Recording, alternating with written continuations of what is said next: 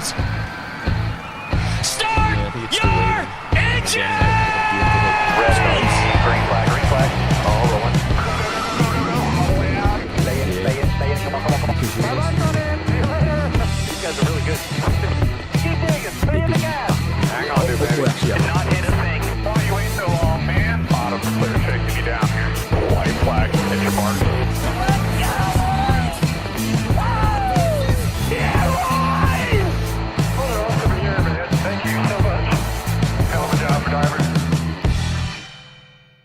Hey everyone, did you hear Eric there in the intro? I don't think they did. I don't think they heard anything. Nope. No. They're saying mics are hot. Mics are hot.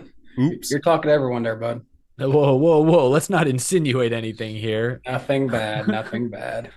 Hey, welcome to NWP on DannyBTalks. I am DannyBTalks, and I'm joined alongside Eric Estep, a.k.a. Eric with the hot mic, Estep. Oh, yeah. It's just the two of us. Oh, yeah. And then we got our lovely iceberg who sunk the Titanic, Jaret Lundberg, a.k.a. the best co-host for the NWP 400 that happened last night. Yes. I'm just going back to that iceberg comment. I got all but 5 of them that are down there right now. That was a year ago, by the way. That was a year ago. That was like too soon. Anyway. All powered. One of these babies. I love how I said all powered and his mic went out. Yeah. Oh, he did it That's really? funny. No, That's little funny. bit. For our listening audience, he held up, I think, like a PlayStation or Xbox controller. It's actually like a Logitech gaming computer thing. Oh, yeah. That's exactly what it was powered with, and I'm pretty sure, right? I think so. Wow. Sponsored by Logitech. I wish. Join up, Logitech. Get on the show. But anyways, we got to get into a way more maniacal race weekend I think any of us ever expected from Michigan. We'll talk about the crashes and stuff a little bit later, but besides that part of it, Tyle Reddick getting the win this weekend, guys. This is now his third win? Second? It feels like he should have 4 or 5 wins because he's been in the mix. Fun fact: he's actually times. 2-0 in races where Corey Lajoie flips. Did you know that? That's wow. All right, that's a stat right there. Reddick has been so good lately. I keep saying this. His average finish the last 7 weeks is like 3.2. Like, it's ridiculous how consistently fast the 45 has been. They just hadn't won a race. He's had his opportunities. Was a lap short at Nashville, perhaps, was charging late at Chicago, made a mistake.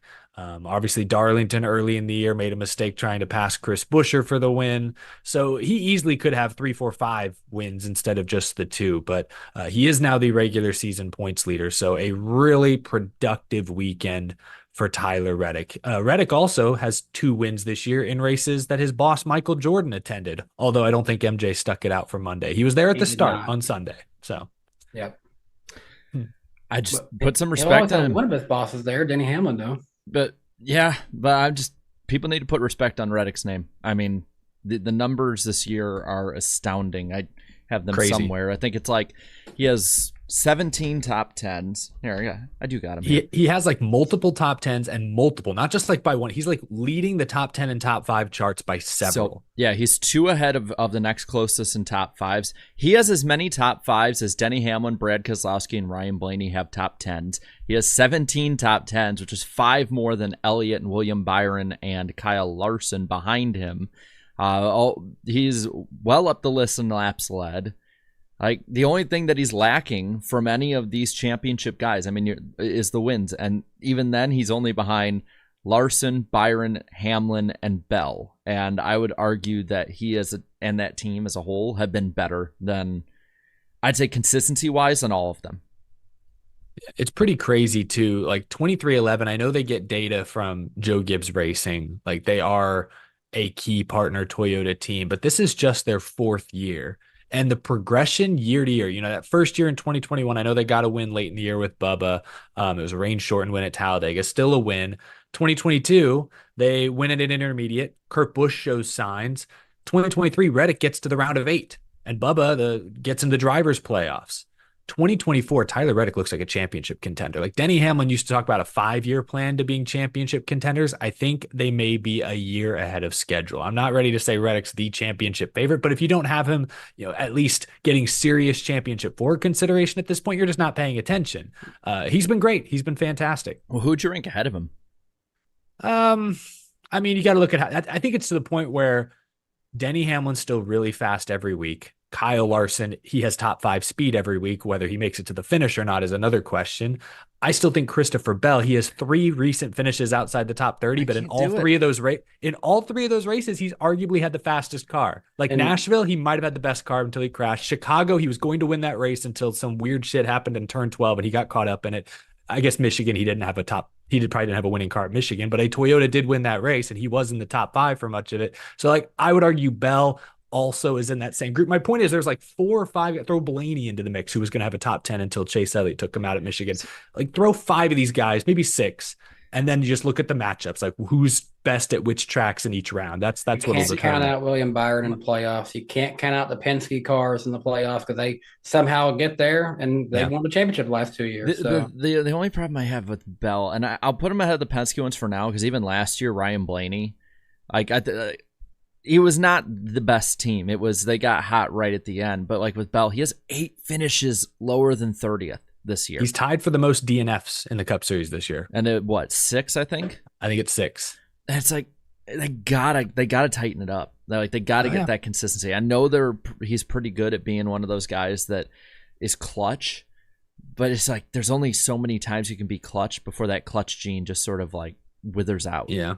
No, my defensive Bell, granted he hasn't had his crew chief for 2 weeks, but he's made it to the championship 4 in back-to-back years, and I think he is faster this year than he's ever been. So I just think they straighten out some of the mistakes. They get rid of some of that. They shake some of that bad luck, and I would still put Bell as one of the championship favorites. And I still think if Bell gets to Phoenix, he is the favorite based on how they've run at the short tracks this year. Let me see if I have this. I'm like opening up 3 different tabs at once trying to find the information I need because, YouTuber information overload. YouTuber no research. But I'm looking at, holy Jesus, I didn't realize that Tyler Reddick already has the most amount of top 5s and top 10s in a season in his career, and we're 24 races and a 36. Yeah, that's insane. Wow. But I'll read these off for you. So if you remember, Iowa was the last time he didn't really get a top 10. Other than that, it was Darlington, by the way, which he wrecked good. Himself. Yeah. So these are his last. These are his finishes from Charlotte on 4th, 8th. He had that 22nd in there. From there, Loudon on 6th, 3rd, 2nd, 6th, 2nd, 3rd, 1st. Yeah, those are like something out of the ARCA Menard series. That's like what a Venturini car does in ARCA. You know what I mean? Like that's my Thunder career. That's my NASCAR 04 Thunder career. Like that's me on year 4. Yeah. But anyway, we can move past that a little bit. But let's talk about this a little bit. I want to move ahead. Kyle Busch was actually competing in the end of this one. Yeah, he's worth a mention. I really loved the 2-tire call with about 30-something laps to go when we thought this race was going to end under green. Like, he faded to like 4th by the time the overtime started, but still, like, he was going to finish probably 7th. I don't remember exactly where he was running. That 2-tire call got him the lead with 33 laps to go, and he held it for about 8 laps. The odds of him holding him off for 30 were very slim, but he did hold the lead for a short period. It's been a long time since Kyle Busch was truly in contention for a win. Keep in mind, he also won his first stage of the year in stage 2. I mean, this is back-to-back weeks. Richard Childress Racing has put together respectable runs. I'm not going to call the finish to Richmond respectable, but the race itself for RCR was very respectable. So there's only 2 races to go, but it's still Kyle Busch behind the wheel. Like, if he stays focused, if he's still motivated, like that guy is still elite. So I don't know. It was fun to at least see the 8 car back up front for a time. Yeah, as a fan, like it's just, it felt normal. Like, cause I just, whether you love him or hate him, whether you want him to win every week or wreck out every week, like you're looking at Kyle Busch for a good span of 20 years now. Almost every single one of those, he's usually in the top 5 or top 10, especially the last decade or so.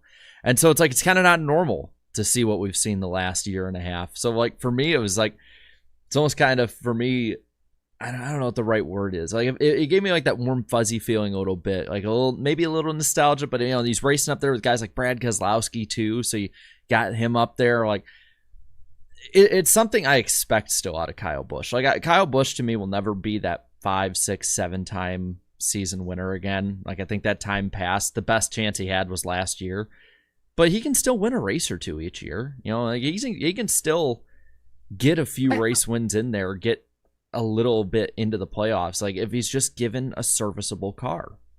Yeah, and he's finally had one. All it took was for them to put the blue Lucas Oil colors back on the hood, and all of a sudden it looked like that car he won with 2 years ago at Auto Club, or a year and a half ago. Yeah, run that this weekend. Maybe he can get a win at Daytona. Give him a discount. Just put him on the car every week. I don't know. Do what it takes. Whatever it takes. The $2 million discount on the agreement you make the playoffs to get that $2 million recouped and back. Ooh, it's like deal or no deal. Do you take that risk? If it works. Misses the playoffs. All right, fork over the cash. The vibes were not immaculate enough. But no, it would feel weird if Kyle does go winless this season, because he's never done it since he's been full time, has he? No. This would be his first winless season. Oh, Joey in the chat also says he's got cheddars on the car this weekend, so brings back the croissants for our show. So maybe there is some good vibes. Win with the croissants, and I'll go get me some free chicken on next Monday when they do that buy one get one deal. We're all Kyle Busch fans at Daytona this weekend just for the fried chicken. This show has so many running bits that keep coming back. That just keep showing back up. Jeez. Can't help ourselves. Speaking of chicken, I know Eric was a big fan of that Canes car last night. Absolutely. Wait, where did he finish? Hold on. I should have been paying closer attention to the end. I mean, it was mayhem. I think there was 30 something cars in that crash. Damn it! Oh, Canes, you let us down. Oh, not in the top 10. Rough. All right. Well, foreshadowing the show. Yeah. Back to Michigan. What about that Truex yellow? But because this race was going to finish under green, and then we ended up with more overtimes. I swear, I need somebody with more patience and time on their hands to go through this season and recent seasons and tell me, is this the most overtimes in a single cup season? We have to be on pace for it, right? 5 overtimes at Nashville. Then if I recall, I think Pocono and Chicago did not have overtime, but then 3 straight races now. Indy, Richmond, and wherever we just were with Michigan, all have had at least one overtime. It's getting old at this point, watching these Hall of Fame drivers just wreck their stuff with 2 laps to go. This week it was Martin Truex Jr. getting to the wall. NASCAR probably shouldn't have thrown the yellow. I will say that. But can we just not? I'm like Mr. Incredible. Can the race just stay green for 10 minutes? I just got done cleaning up this mess. You want to know the best part? The top 3, when the caution came out, finished 1, 2, 3 exactly where they were. Thank goodness. It did absolutely wacko up the playoff picture, though. But yes, thank goodness, in my opinion, the most deserving drivers still, for the most part, finished up front. That saved it for me, at least. And I want to give an attaboy to Ty Gibbs, too. Like that looked like the Ty Gibbs I was expecting from the first third of the season. I feel like win is soon for him. I don't know if it's going to happen before the playoffs, but I feel like it's coming soon. I'm keeping an eye on a certain track in the playoffs for Ty Gibbs, especially if it's a little more normal this time around. Is it one in this state that me and you are currently talking to each other? It just might be. Oh, Bristol? Is he good at Bristol? He led over 100 laps twice earlier this spring. Yeah, I believe he led the most, if not close to the most laps in spring. He also did in his first start there, or last year, I think. That's a good point. I forgot about his first start. Although the spring, there's got to be a caveat there because he did not save tires nearly as well as his veteran teammates did, which is why I don't think anyone knew how to save tires. In that I know, race, but he's 21 years old. He's never had to save tires in his life. You know what I mean? Compared to Hamlin and Truex. So now I need to go back and check because I found out that I can.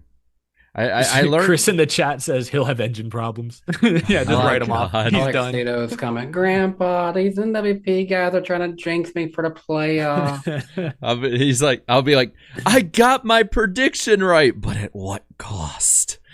Let me see though, because he still finished 9th in that race.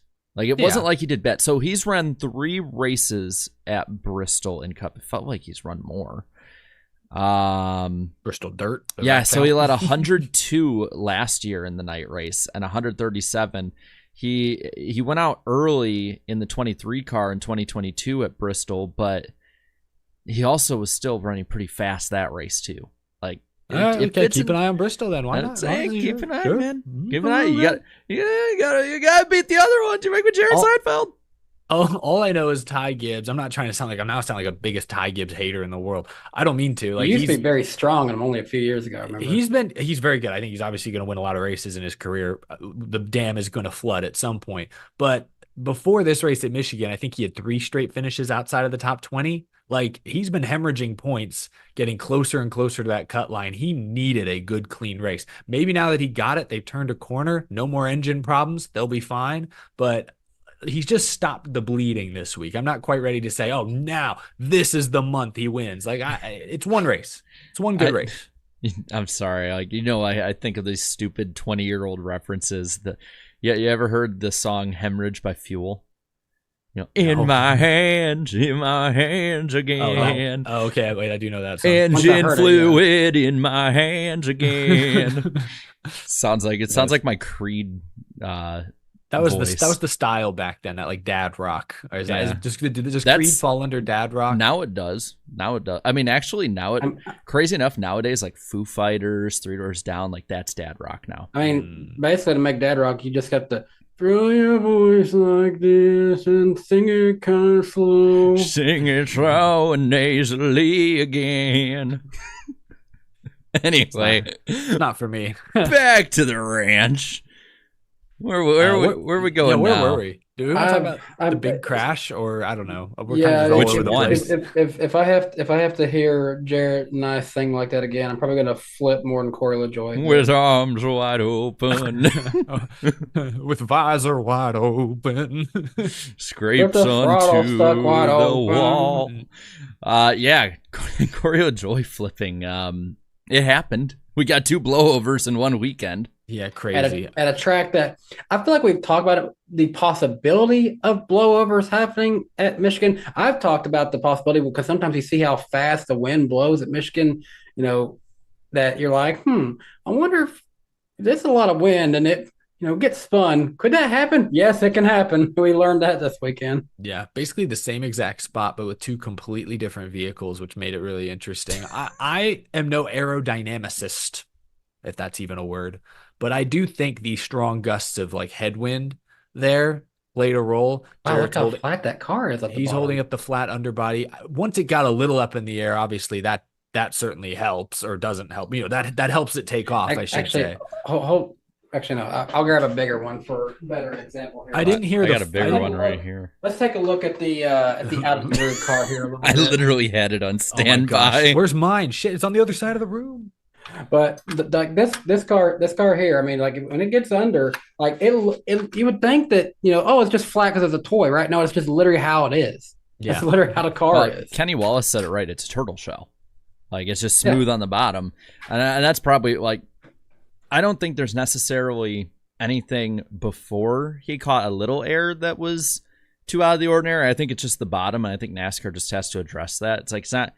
They added something to the window at Daytona. I saw just before we went live. I didn't read the full disclosure, but they've added some sort of panel, maybe. I don't know, something. I saw Dale Jr. bitching about it a little bit, or he's like, "Cars have been flipping forever. This is what happens when we go fast." Like Dale, I think we're having a different conversation here. We're not saying that we need to slow the cars down. It's just more like this is a new thing NASCAR needs to address. I don't know if you guys noticed, he's kind of like getting into that old man yells at cloud phase, and it's really funny to watch. Well, he does like 3 or 4 podcast episodes a week now, so he does need to fill the air with opinions, with takes. So he's doing what he's got to do. Think he's run out of clouds. Too many clouds to yell out during the week, so it's just all coming out. Yeah, I looked at the flip. I do think the wind played a role, getting the car initially up in the air, and then yes, the flat underbody helps just send it over the edge, so to speak. But Denny Hamlin's comments afterwards were interesting. Like he almost would rather blow over than hit a wall hard in this car. He did just hit the wall hard at Richmond, and he said it hurt his shoulder pretty bad. I will say, like, after he flipped and he posted the onboard in-car camera, like the cockpit, oh my gosh, what do they call it? The center section of the car, I guess the roll cage, I don't know, did seem to hold up really well. Obviously, like, he didn't get hit head on by another vehicle the way Ryan Newman did in 2020. Ironically, that was Corey Lajoie involved in that crash. But like, we didn't see the roof cave in at all, as far as I could tell. So all things considered, like, this new car does withstand the really big accidents, I think, well. It's been the smaller accidents that it's failed at times. So all things considered, I think they've done a good job keeping the drivers safe when things like this do happen. Yeah. And you was talking about the smaller accidents. Yeah, we saw, Kurt Busch, Alex Bowman, they had issues involving the back. And I feel like for the most part, this car, they've done a better job of adding more crush zones to it since those accidents happened. And I always think about what happened a year ago with Ryan Preece in this race we're going to this weekend. That was just a freak situation where his car just got launched with so much momentum, and suddenly that grass stopped him to the point that he just was flipping so many times, and then just G-force of that is why his eyes were the way they were afterwards. And if he could walk away from that gave me a lot of confidence in general of this car in terms of it, having those blowovers, having those flips and stuff like that.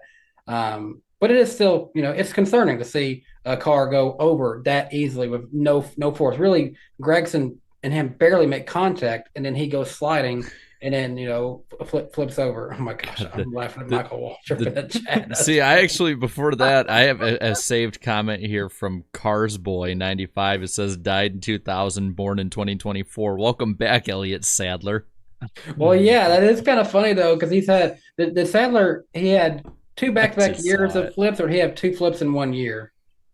No. So in 2000, he was the one that flipped. He claims that he went higher than the catch fence. Oh, well, yeah, he had flips that weren't seen. Yeah, they're he said NASCAR showed him a clip and said no one will ever see this. But it's like funny every time he tells the story. It's like an old dude telling a fishing story where it's just the car gets higher and higher every story. Like by the time this man's on his deathbed, he's gonna be like, I saw the Hubble Space Station one day when I was at Michigan. I could see the curvature of the Earth out of my onboard. The Earth ain't flat. And then, of course, Pocono, we'll never know what he actually went through there. So I heard from somebody, like they posted something on Twitter, or maybe it was Reddit or somewhere, who was like there and saw it and like described it. Someone says NASCAR has that footage. Well, I don't know if like they might, but like the sound of it is like he basically like flipped and went way in the air. He went, from what it sounds like, he went higher in the air on that Pocono crash, and he did it the Michigan one. I'll never forget seeing that video someone posted online from the infield.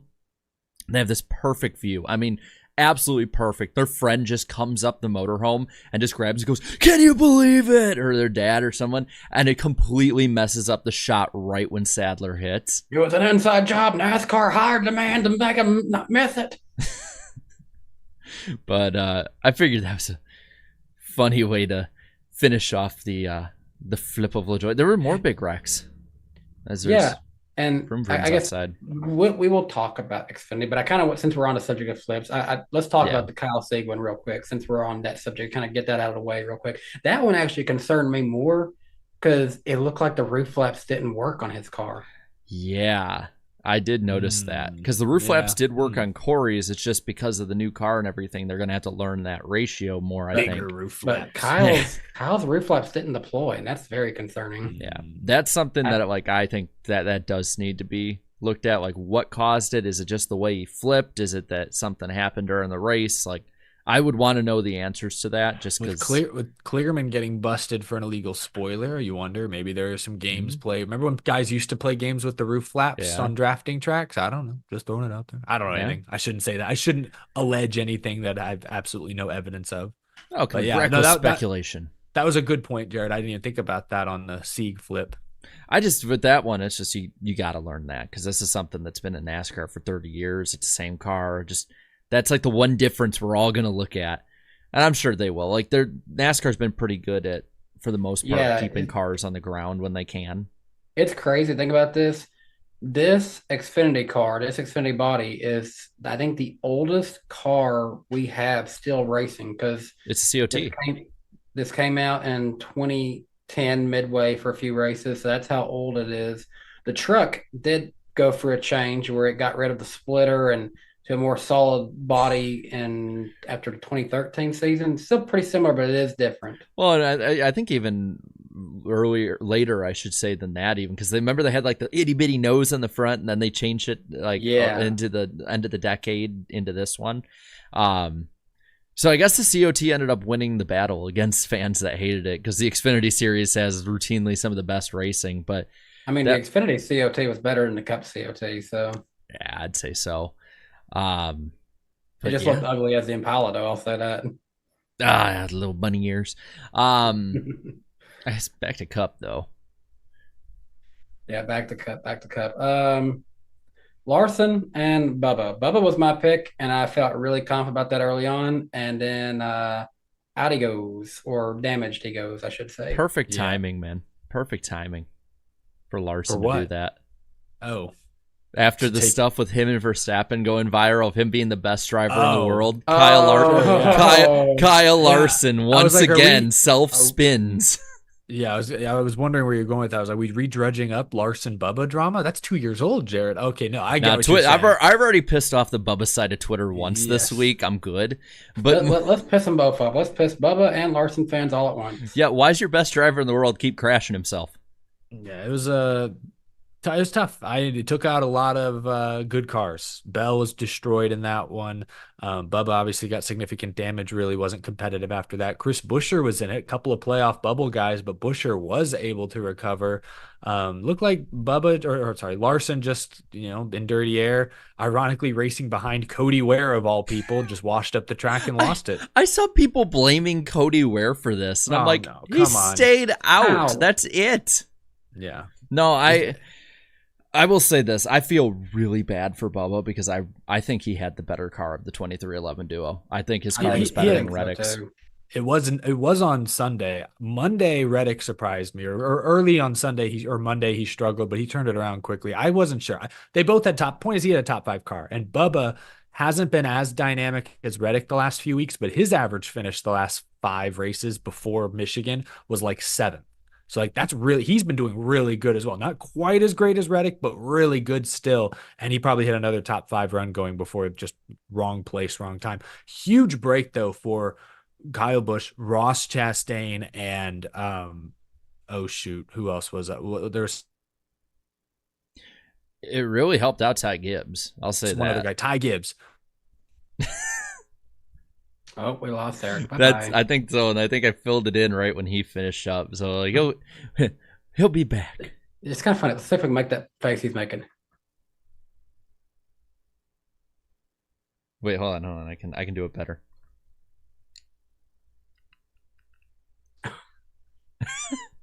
Sorry. Oh man, I'm just shocked he's not back yet at this point. It might be a minute. But he's right though. Like that. Those problems really did, I would say, bail out a lot of those guys on the cut line, especially what happened to Chastain at the end of the race, because he basically got, there he goes. Bye-bye. He'll be back. Welcome to how NWP was when it first got started, everybody. Yeah. Should we go back to the old haircuts and everything?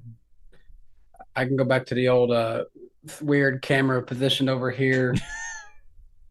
Well, but yeah, I mean, when you look at the way they finished, though, Ross Chastain 25th, Bubba Wallace 26th, one position, 1 point really difference. And by the way, I'm not going to readjust the window until Eric gets back, just because we'll just sit on the sides a little bit. Yeah, this is fine. You can see us. Everything's fine. But no, I would say that he was right on that, though. Ty Gibbs, too, really needed that. Martin Truex Jr., where did old MTJ finish? 24th. So that probably helped him, because if Chastain and Bubba had actually finished a lot better, I'm not saying Truex would be in trouble, but it might be within a race worth of points. And going into Daytona, I don't want to mess with that. Like I'm good. As it scrolls on the bottom right there. I want to actually talk about Truex there for a minute, since you brought him up. I think, could be wrong, but I feel like that was the last racetrack where I felt like he had the best shot to win this season. Yeah, I think the same. I think the same way. I really I think thought we that were going to I get. think that was it I thought we really were going to get Monday Martin. because we got through Richmond and we got through Michigan without him winning, and I'm like looking at the rest of the schedule, and I'm like, he's never won on a super speedway. I'm sure he'd love to before it's all said and done, but in terms of this season, I don't know what he's going to do next year. But in terms of this season, I feel like that was his last race we're going to see him contending for the win. Wow, this breaking. What? Jeff Striegel, after 27 years, will be leaving MRN. Wow, all the radio people are just leaving now. Yeah, he put on Twitter, I have made the decision that after 27 years with MRN Radio, this will be my last. This journey has taken me places and provided opportunities that I could never have imagined. I have memories that will last a lifetime and friends that I will miss dearly. See you in Daytona. Wow. Is that where Eric went? Is he going to replace Jeff? Maybe. Credit to Irvin Alvarado for putting that in the chat too. Good on you. I some others probably put in there, but I saw the link. Like my goodness, I'm just thinking about how different the NASCAR radio scheme is. You're not going to have Doug Rice. You're not going to have Jeff Striegel. Claire B. Lang is pretty much out of it for the most part now. Yeah, I mean, I don't know exactly what she's doing, but She's kind of been doing some independent stuff, I feel like. the old guard can't last forever. I mean, Then meanwhile in the chat, yours truly, Chris, says John Ramos should replace Jeff. If he's up for it, if they're up for having him, I'm down here, and John he'll be in Milwaukee this week. yeah. He'll be doing the PA for the truck series, but Yeah, and I know someone said really hope Dave Moody and the Bagman stick around for a while, and it's like, well, I don't know. They ain't getting any younger, so I don't know how much longer we got. they still got that like fire though and energy. Like so, Jeff Dave Striegel. does. Dave almost feel like I'll have that same energy until his last day on this earth. So Just be calling him out of turn 4. But I mean, he is great. You can get him Great. fired up easily on anything. Yeah, that's like I think his best attribute in the booth for sure. Like he has an iconic voice. I don't care what you think of. Honestly, I don't care what you think of really any of the radio people of what they might say on or off the track. But like, my God, the NASCAR radio has been rock solid. Of course, but the thing got to remember too is back I think like 2013, 14. I believe it was 2014 because I think I was in Washington D.C. when I found out about that, and that's the year I took a vacation there. That's when found out about Barney Hall.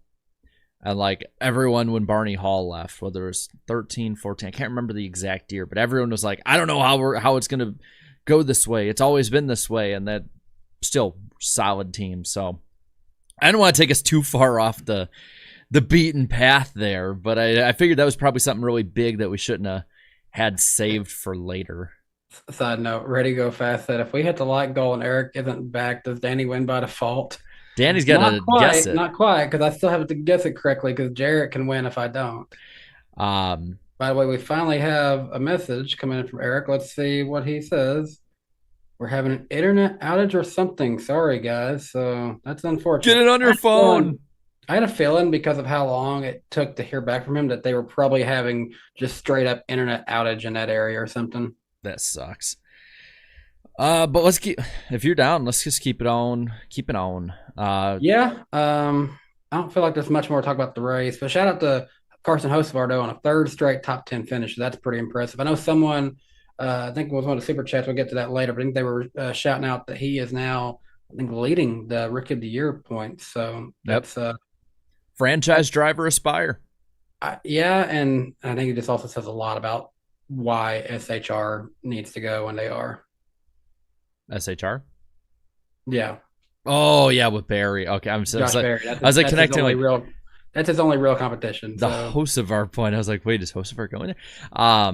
Yeah, I think the only other thing really to talk about is the big lights debate this past week and start times and all of that. Man, Claudia was asking me on Sunday. We were out in Pigeon Forge. She's seen everyone talking about all the drama of the start times, and she's like, "Did they used to do something when Like they would just start at a certain time. Like, yes, there was a time period where if it was an East Coast race, it would start at 1 Eastern time, noon Central time. If it was a West Coast race, it would start at 3 Eastern time, 2 Central time, just so it's like universal time. And if it's a night race, it would start at 7:30 Eastern time, no matter what part of the country it's in. And that just made so much sense. But then we let the TV people dictate what time races need to be run, and it's gone all wacky and wonko ever since. And I'm like, it makes more sense for the TV people to have a time that's set up each week for NASCAR. I don't think you guys saw that. Yeah. Jaret is a fly choking flew in over my here. mouth. A fly? Yeah. You and those dang flies, Jaret, I swear. It's going off the rail, man. It like went here and then here, and I was like, ugh. Oh man. But I'll say this. I think only if I know I'll probably lose the noon debate, but I think tracks like Michigan, Dover, maybe throw Talladega in, although I think the time of year is a little bit better. Like those are the ones like I think you need the widest TV window. The rest of them, if you got lights, you got rain tires, you should be fine. But welcome back, Eric. You just missed Jaret's fly. Try to kill him. It flew in my mouth. Oh, yeah, like good. Went here and then. Yeah. Sorry, guys. I don't know. For like 10 minutes there, it was like the whole place, the internet was down. Phone Wi-Fi wasn't working. I don't know what happened there. Just a weird. I'm used to little hiccups on my internet that'll shut down for like 5 seconds, but not for 10 minutes. So I apologize for that. Don't know what happened. It was kind of funny. You paused on just this weird face. You were like, "Oh no!" like that the whole time, like a caveman. Yeah. The chat's like, "This is unsettling." But we're on the talk of if tracks with no lights, and in my opinion, I added in no wet weather rain tires. Should have earlier start times for a wider window, like a Michigan, Dover. I think we talked about this on the show in the past. Tracks with no lights should get a earlier start time. I know the networks want late start times for ratings, but like, I don't know, at some point you'd hope they'd be willing to make a trade-off and say, hey, for these 4 or 5 races a year, let's go with the earlier start time, because because more than anything, it's best to get the race in on Sunday. I don't know what the Monday ratings were for Michigan. I'm sure they were ass. I'm sure they were cheeks. So it would have been much better if you'd seen that race run from 1 to 3, let's just say, instead. But I don't know. Like I think I said on my show, if it's like until it actually affects the network's bottom lines, they're probably not going to change it. Though I say that, and NBC's going to full on side by side, no green flag commercials this weekend. So maybe anything's possible. Just keep putting the pressure on them, and maybe they'll make some adjustments. I feel too, and I said this on the show, and I know like Jordan Bianchi and a couple others said, this is technically the minority of fans we're talking about, but like Michigan fans have been coming out in force. And like at the start of the race, I could tell because of the lines, which I do need to fix. They didn't fill the stands up too much to start with, but it filled in quick. And I saw some of the pictures from those at the track, some overhead shots. Like that place looked damn near sold out. It looked like it was more than last year, which was more than the year before, which was more than you name it. And it's like, I feel bad because these fans, you've taken away their race, and now you've put them in an inopportune point of the day that they're almost insured to get rain or weather of some kind. Michigan's prone to this. I put that poll up of like, you have a choice to go to a race, and if it rained, you die. Which one do you go into? And it was like the options were Pocono, Daytona, New Hampshire, and Michigan. And of course, like Michigan was lowest because it's three straight years. Technically, someone pointed out 4 because 2021 had a rain delay. Rain caution, even though it was barely raining. 2019, I believe, one of the races was either rained out to the next day or rain affected it during the race. 2020, one of the races had rain. 2018, wasn't that Boyer? Was it 2018 or 19? Was Boyer's last win and it was a rain 18. out? Okay, Yeah, so that one did. So. So the last time we had a clear year was 2017. 26. I can think back. I'm with you though. Yeah, I'm with you though. Like I get that TV, you get millions of viewers on TV, you get maybe 50,000 in person, but those 50,000 in person are paying real money for tickets, real money for travel. They're spending the entire day fully consuming your product. They're not just someone fleeting on their couch clicking through channels like you do.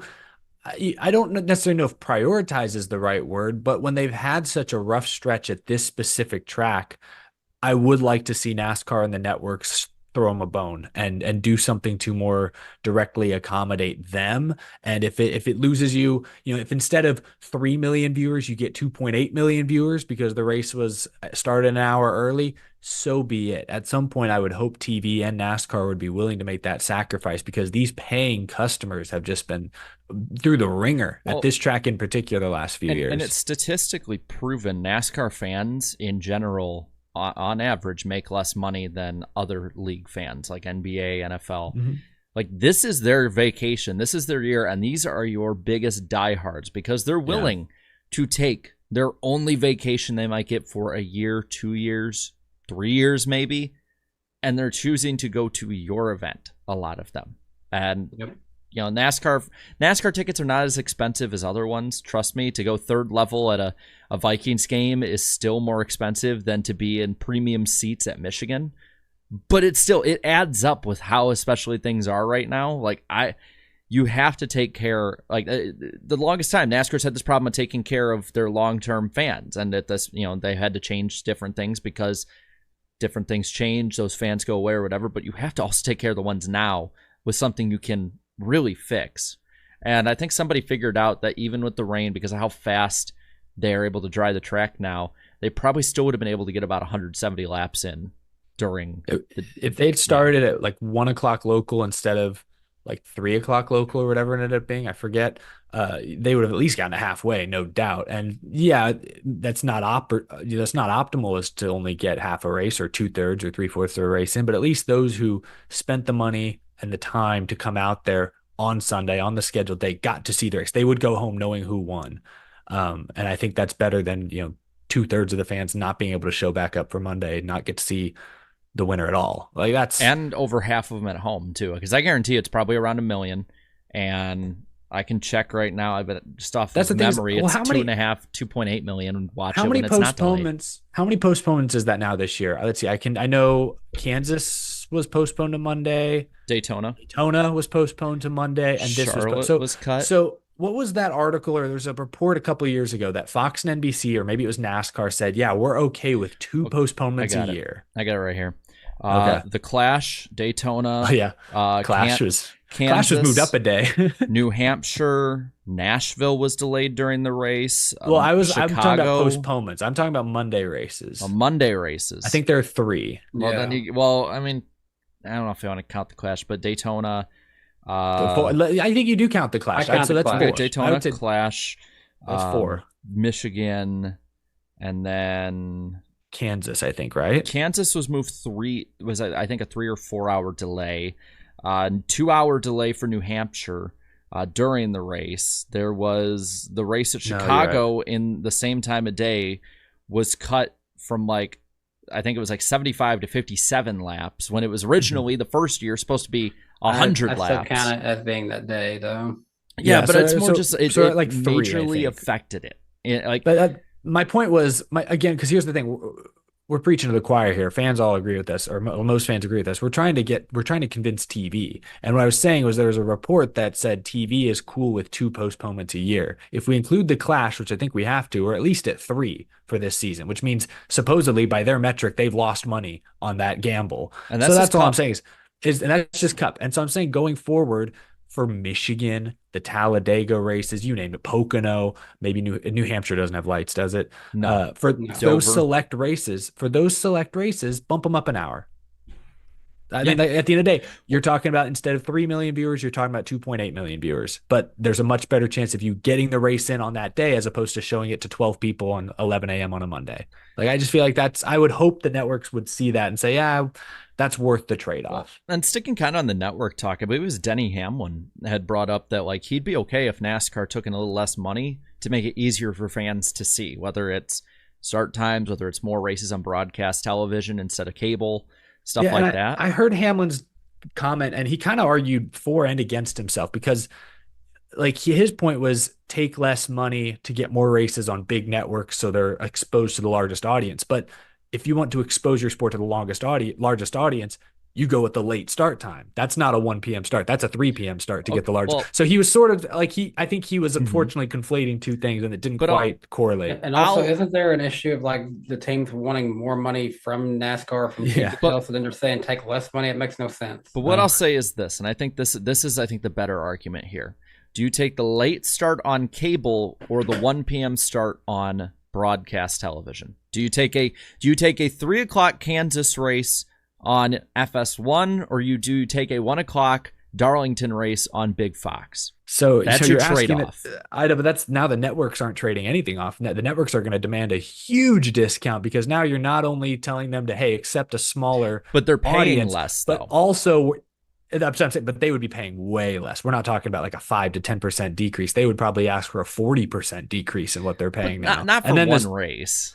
If we're just talking about this is one race, because what we're going to now is that we're going to have 5 races on Big Fox and 4 on Big NBC compared to currently 10 on Big Fox and I believe like 9 on, it might be actually 7 or 6 or 7 on NBC. I see what you're saying. For select races, then yes. I thought you were talking about more broadly speaking. That would be tough. Yeah. But I guarantee you that's why they're moving Talladega later in the playoffs. Not because they really want it too much craziness the more I think about it, but because you have 4 NBC races.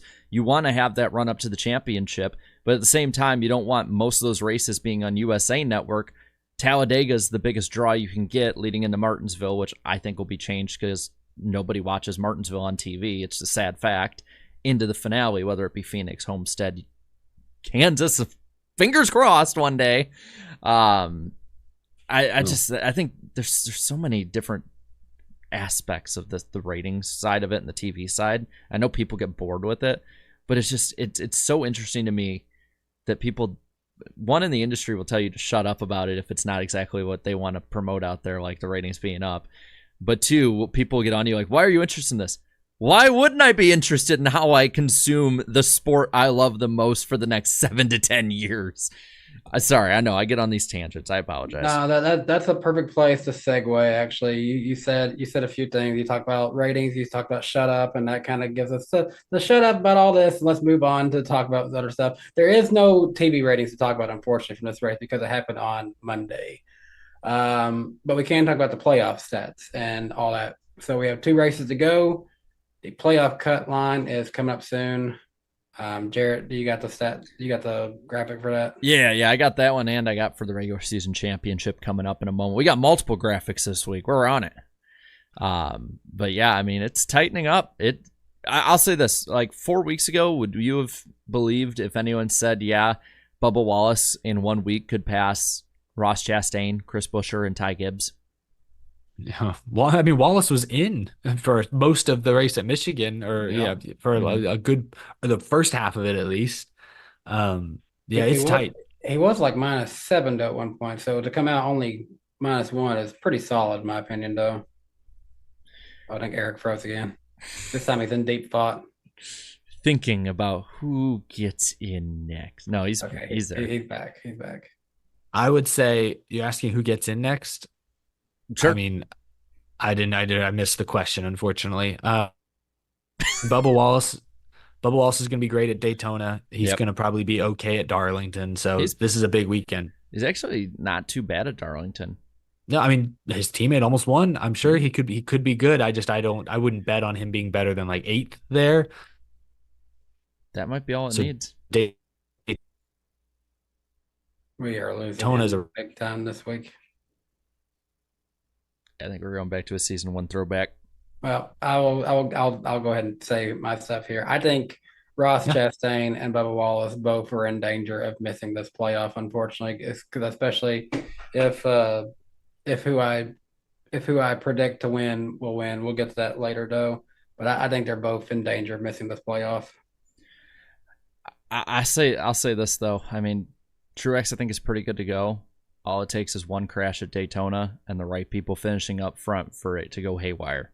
And I'm not saying it will, just saying that it's like, seems to always go wrong for Truex since last year's playoff. We do have another cut line or point thing to look at, though. Yeah. By the way, Eric, you are on a damaged internet clock right now. I'm embarrassed. I'm really sorry, guys. He's on the instead of the DVP, it's the DIP. It's a dip. I don't know what. Just don't know what's going on tonight. I'm gonna have to make some phone call. I'm not gonna make phone. Who am I gonna call? Fucking AT&T. Please don't Ghostbusters. call. Ghostbusters. Yeah. Hey, What- TNT. who do I don't even know who I have for internet. I actually don't even know. Is it AT&T here? I don't know. It's all a monopoly. Eric don't even know who he pays each month. It just goes. I didn't have a choice. It's whoever they have the hookups for here. It's whoever has the fiber. I think it's AT&T here. So Well, let's talk about the regular season standings, Jaret. Yeah, we got 4 that are still up for the regular season championship. It's Tyler Reddick, 10 points over Chase Elliott, and then 28 to Denny Hamlin, 32 to Kyle Larson heading into Daytona. That's a big yikes. But, I mean, Denny Hamlin, great super speedway driver, really good at Darlington. Chase Elliott, same thing. Tyler Reddick, I don't think is known for super speedways, but very good at Darlington. Kyle Larson just needs to survive, very good at Darlington. I think it's gonna be interesting. Kyle Larson at Daytona, and plus with just what happened at Michigan, I ain't gonna trust him to come out as a regular season champion right now. No, I think it's probably going to be Reddick at this point. If he doesn't get crashed out this weekend, I will almost guarantee it'll be him. it's amazing how one crash took Larson from probably being the regular season championship favorite to now like there's no chance. Right? There's no chance he wins it, right? He's 32 points back with 2 races to go, and he has 3 guys to clear who are all fast. Like, he's not getting it. And that's going to cost him at least a couple of playoff points once it's all said and done. Yeah. It's just a weird night, guys. My phone just fell out of nowhere. Just a weird night. That is weird. What's not weird, though, is our famous poll. How did people enjoy Poll? this Poll? race? Yeah, poll. Poll? Who got the poll this weekend? Poll? We had 12,000 people who voted on Jaret's poll this week. 21% people said this is a great race. 61% people said this is a good race. Overall, 82% of you guys was pretty positive about this race. 14% of people said it was average. 2% said below average. 2% said it was just bad. So gave it a 4% negativity. So found the Larson fans. Got it. Mm. Oh, comment time. The first comment. You want to take a wild guess after a rain race who the first comment was from? Calypso. Yeah. Who says, okay, I'm just going to break character to say this. Instead of seeing a race being rained out, like, why does Mother Nature hate us? I look at it as, that crazy Calypso beep is at it again. You can either break down and cry, or if you can, or if you can't, beat them, join them. And if we're going to suffer through all this rain, I'm just going to have fun with it in the meantime. Now back in character. So how's that NASCAR romance novel going? I knew it was coming. Jaret, you don't want me to send the rains to Daytona again, don't you? It's Florida. The Rains are already there waiting for us. Yeah. The Bread Man with the top rated comment here says, if I had a nickel for every race this year that Tyle Reddick won and Corey Lajoie flipped over in, I would have 2 nickels, which isn't a lot, but it's weird that it's happened twice. Yep. Let's see what else we got here. Noah Coleman says NASCAR decided to run a 350 horsepower package here next year. No. How about no? No flipping then. How about no? Vermonter says cars flipping will always happen no matter what. The wind helped that one. Truex caution was BS for entertainment. Yeah, it was a questionable call. Yeah, the button was more hot on that caution than Eric's microphone at the start. Oh yeah. Chevy Block says, why are Monday races always badass? They used to be the boring ones. Yeah. Yeah, because Martin Truex Jr. used to win them all, and he's known for winning boring races. I But jinxed him. Monday Martin was thwarted this time around, and we got a pretty solid all-around race. Let's see. USM says, I vote great because I was there. Okay, good. That usually sways my vote as well. Then Chris, I would not say it about 2018 Talladega though. Then Chris here says there was a race. Good. Well done, Chris. Yeah. No, we're back in the Olympics. A lot of people said they didn't see it or couldn't see it because they were at work. That's understandable. Other people say they tried to vote at the track but had no cell service. That sounds about right. Yep. Especially for Michigan. That track's in the middle of nowhere. Let's see. I'm already at the gutter because we didn't have as many. Monday races don't have many comments unless somebody headbutts a car at 200 miles an hour like Ryan Newman. So here's what we got. Oh, great. This will be really fun. Totally won't get taken out of context and put on the wrong side of Twitter. The 40 Randy Horton says this one. The 45 won. Where was his teammate? Way back there. They need a better diver for the 23 car. Randy. Big Ran. Did you not say he was took out when the world's best driver crashed? I just like the fact that he was trying to own him and he couldn't spell driver. Cliff here says, do away with Michigan. No lights, lousy weather, and Detroit no longer cares about NASCAR. Relocated to Nashville Superspeedway. Just relocate the track to Nashville Superspeedway. What if we take Michigan and move it somewhere else? It's like, okay, we're just going to put the track on the outside of the current Nashville Superspeedway because it's just big enough to fit around it. Hey, I mean, they both have traffic problems. It'll fit. And then Ghosty says, all that for a Mickey win. Crazy. Mickey win has been so overused in this community, like NASCAR in general. Like everything there's just misuse. Like you could call if you wanted to stick with the meme, you could call Logano's win at Nashville a Mickey win because it took 5 overtimes. Chicago win because it was shortened to Mickey win. Sure, but like Tyler Reddick straight up earned that win. Like he was clearly the best car at the end of the race. Like what? Yeah. What? Huh? What? I don't know. The biggest Mickey win ever was Jeff Burton leading every single lap and winning at New Hampshire. Mickey win. You could argue Reddick winning Talladega might have been a Mickey win because it was just a shoving gone wrong by McDowell. So I'm just so glad that people actually are giving Reddick credit now. Because I feel like that Talladega win, everyone's like, well, he has a win, but is it really a real win? I think everyone kind of like accepted it because, like we talked about earlier, he easily could have won a couple other races this year. So it does like even like when you say, oh yeah, Reddick already has a win this year, you're thinking, oh, it was probably Darlington, right? Coda, right? Nashville, right? Oh, it's Talladega. Well, a win's a win. Like, he seems like a guy who would have one win by now. So everyone kind of just was like, okay. So, side note, thinking of that, Darlington, man, between Kansas and Darlington at this point of the season, Chris Buescher, he might get in, but he's probably wishing he had those right now. I mean, how many points has Ross Chastain left on the table? I mean, between Texas, Nashville, the double overtime hosed him this week. He was right in there in single digits with Ross and Bubba, and now he's 16, thankfully. Well, that's because Ross had his problem and Bubba had his problem.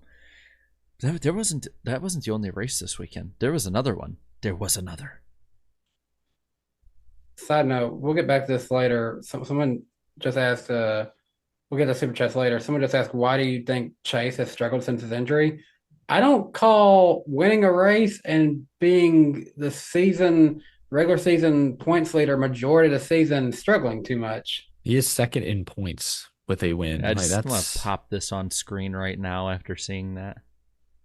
And that's pretty, that's bold. He's struggling, guys. Can you believe it? I mean, where's my 8 wins?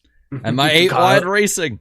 Kyle Larson won 8 races. Thank you for the donation, Rouser. We'll get into all those later. But yeah, I wouldn't call that struggling.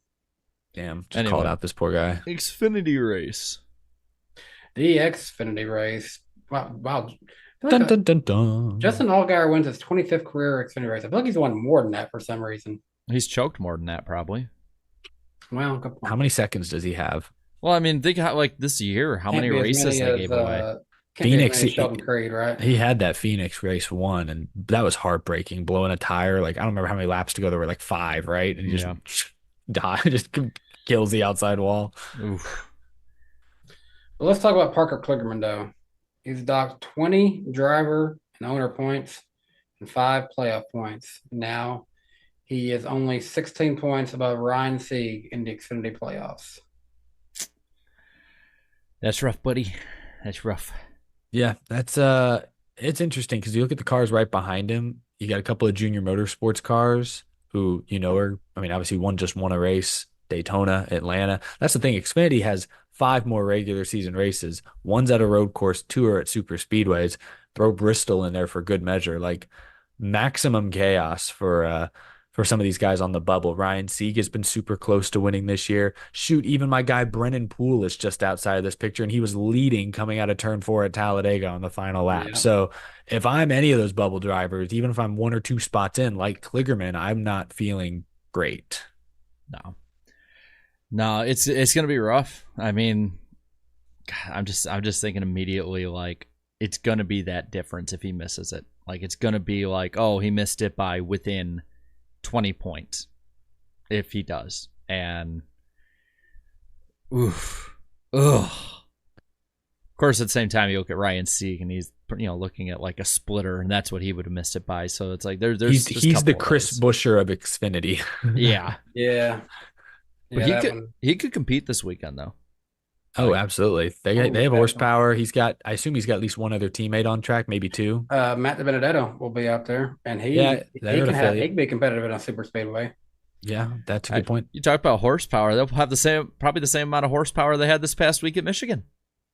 Yeah, what do you guys think of the super speedway package in Michigan? It didn't, as expected. I don't think it hit as well as it did at Indianapolis. Yeah, I wouldn't go back to it for this track. I wasn't even a fan at Indianapolis of it. So like this one for me, I'm like, why are we messing with the best car in NASCAR? Like, just leave it be.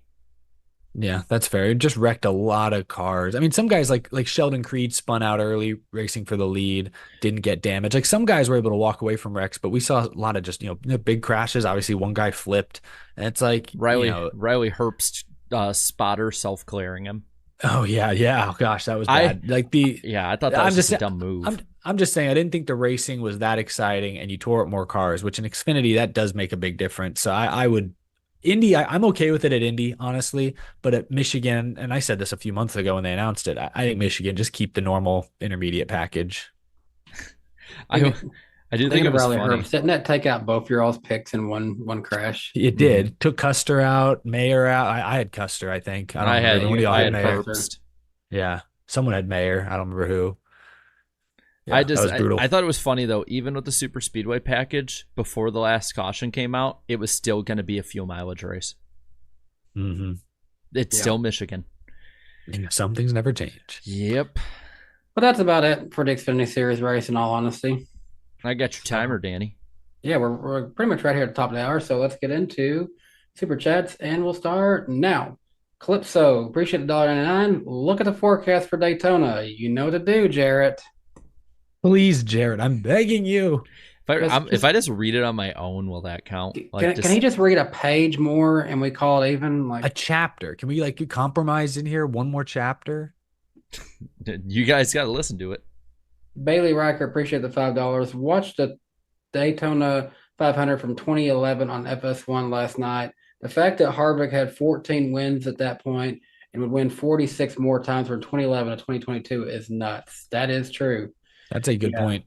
Because you would think that, he's been in sport for a while. He's already reached his peak, hasn't he? Nope. Yeah, wow, honestly. Evan Knuckla, appreciate the $5. Rather than saying they crossed the line, NASCAR should say the line must be drawn here. Bailey Riker, appreciate the $2. Hocevar is now leading Rookie of the Year. He's past Josh Berry. Yep, we talked about that for a little bit. Yeah. Spencer Purcell, appreciate you being a member of DannyB Superfans for 38 months. He just said that was flipping crazy in terms of the action this weekend. Oh, yes, it was. I know what he did there. I got that reference. CBB, appreciate the $10. NASCAR, RCR, your spotter is suspended 3 races for saying stuff he shouldn't. RCR, not to worry, Brett Griffin will sub for him. NASCAR, well played. You can have your spotter back early. I don't know. Maybe just keep Fox News off for him. Fred Dog 81, appreciate the $5. I'm suing NASCAR for fraud. Stupid permission slip didn't work, and I had to go to my job and end up missing the whole second part of the Michigan race. Oof. Bailey Riker, appreciate it, $2. Again, NASCAR's biggest rival. Finishing races naturally this season for sure. Not possible. Like, just think, if we could have just not had a caution at Richmond, everyone might like Austin Dillon, and he'd be in the playoffs. It's crazy. It's like every race, the Toyota Owners 400, the Coke Zero 400. That number is just a suggestion. Yes. How many races have Definitely actually finished at the scheduled distance? Very few. And how many Very times? How many times too? I'd say majority has it not even mattered because the winner still ends up being the guy who was leading. Well, yeah, most decent amount of time. Actually, I'd love to see a stat on that actually for this year. Because there's been at least 5 or 6 races, probably more, that have had overtimes. Who was leading when overtime came out or when the caution came out versus who won? What percentage of winners stayed the same or led at overtime? Rowdy 8 Diecast, appreciate the $5. Shame that rain didn't allow me to see the finish at Michigan, but it was a lot of fun. Can't wait to finally go to Bristol and then Martinsville again. Those are all good tracks to go to. I hope you have a good time. 3 minutes. Have fun. Where are we at in the time? That's it. Okay, I'm going to do 2 more, though, because I just want to end on these 2. Michael Walter, appreciate it, $2. I like Danny B, but I prefer Danny D. And Fred Dog 81, appreciate it, $2. Eric had to make a run to Raising Cane's. Oh, I wish. Yeah, that's funny. Daniel Dye making his playoff debut this weekend, right? Danny Dye, there he goes. Gonna win it all. Oh no, Danny Dye on the wall.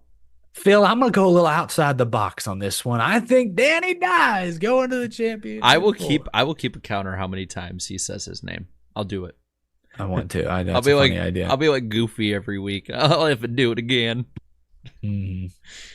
Anyway, One of my favorite memes on this show. what do we got next, Danny B? Well, Danny B, we have after that. I think there's something's wrong. Eric's been having internet issues, but there's something keeps popping on my computer here. Talk about weather in the area. I think they're saying it's called a lightning round. He's been struck. Danny's been struck. Is lightning round? Oh, Lightning McQueen's put on some weight since retiring from the Piston Cup these days. So You know what we should do, in all honesty, completely breaking the fourth wall a little bit on this one. We should just like have the lightning round instead of a thunder sound just goes ka-chow. We'd probably get not sued. think about that many seasons ago. Because we'd probably get sued. I don't know that Disney cares that much about Every dime counts. No, it's like they're super protective of Lightning McQueen out of all their intellectual property. Like that is the line you cannot cross. It's the only one they haven't screwed up yet completely. Next year, Rachel Zegler plays Lightning McQueen. So the NWP channel, by the way, will be we still put up all the episodes on there, so subscribe to that if you have not already.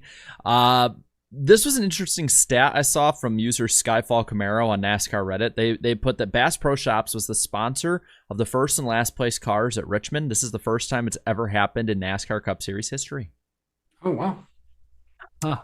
That Bass Pro Shops is bound to happen eventually. That like Bass Pro Shops specifically finished first and last. No, any same sponsor. Any same sponsor.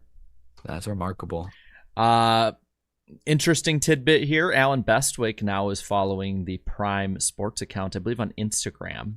Might be. I saw that. Interesting. The Rusty Could Wallace be something. Could be nothing. The Rusty Wallace Racing Experience is shutting down. So sad news there. But the Richard Petty / NASCAR one still exists for now. Yeah. For now, that's very cryptic. Affordable. And then we talked about this a little bit earlier, but NBC Sports will experiment with no full screen green flag commercials at Daytona, Talladega, and Atlanta this season. To which I am immediately thinking, the ball's in your court now, Fox. What are you going to do for Daytona? They're going to do absolutely nothing because they don't give a darn. Actually, what we'll do we'll do extra commercials. Let's put them in the Indy 500. Yeah, that's what they're going to do. Jeez, Yeah. They are too. Ugh. They are. And then, gotta have so many of these little things open up. Next week will be on my channel. August 28th. Be live at 8 p.m. Eastern time. I screwed up last week, to which I realized right after the show. I was like, oh crap, I'm an idiot. Next week we'll have Auto Racing Analytics on. I had said he would be on last week, but I mixed up my week, so apologies.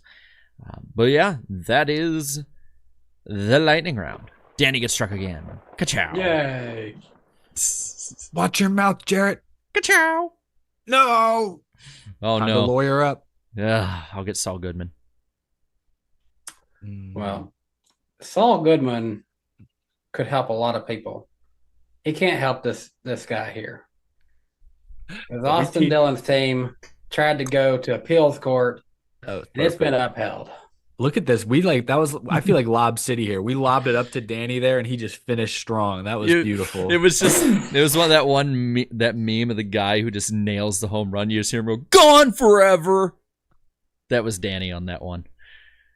Yeah, I don't think any of us were expecting anything. All they did was just like save us from an extra statement about it afterwards. Yeah. RCR. It's like, what do you mean you're disappointed? What do you think they were going to say? Look at the footage and say, "Oh yeah, I don't think he actually meant to wreck him." Well, yeah, the spotter didn't mean to say it. Well, the only thing that changed is we get 2 less weeks of Brett Griffin. Well, you get many weeks without him if you just don't listen to the show. I feel I am not shocked by the decision. I think it was the right decision. That's going to the final appeals officer, so the saga is not quite over. A lot of people are hating on RCR, making jokes or like, just give up already. Like, I get why they're still pushing it. You never know who might side with you. You push it hard enough, and if you get this overturned, it saves your season. Like, without a playoff berth, this team is finishing close to 30th in points. With a playoff berth, the worst they can finish is 16th. That's a multi-million-dollar difference at year's end. So I get why they are pushing this as hard as they possibly can. Do I think they'll be successful? No. But I get why they're continuing to fight, go down swinging, so to speak. The timing of this appeal denial could not have been any worse.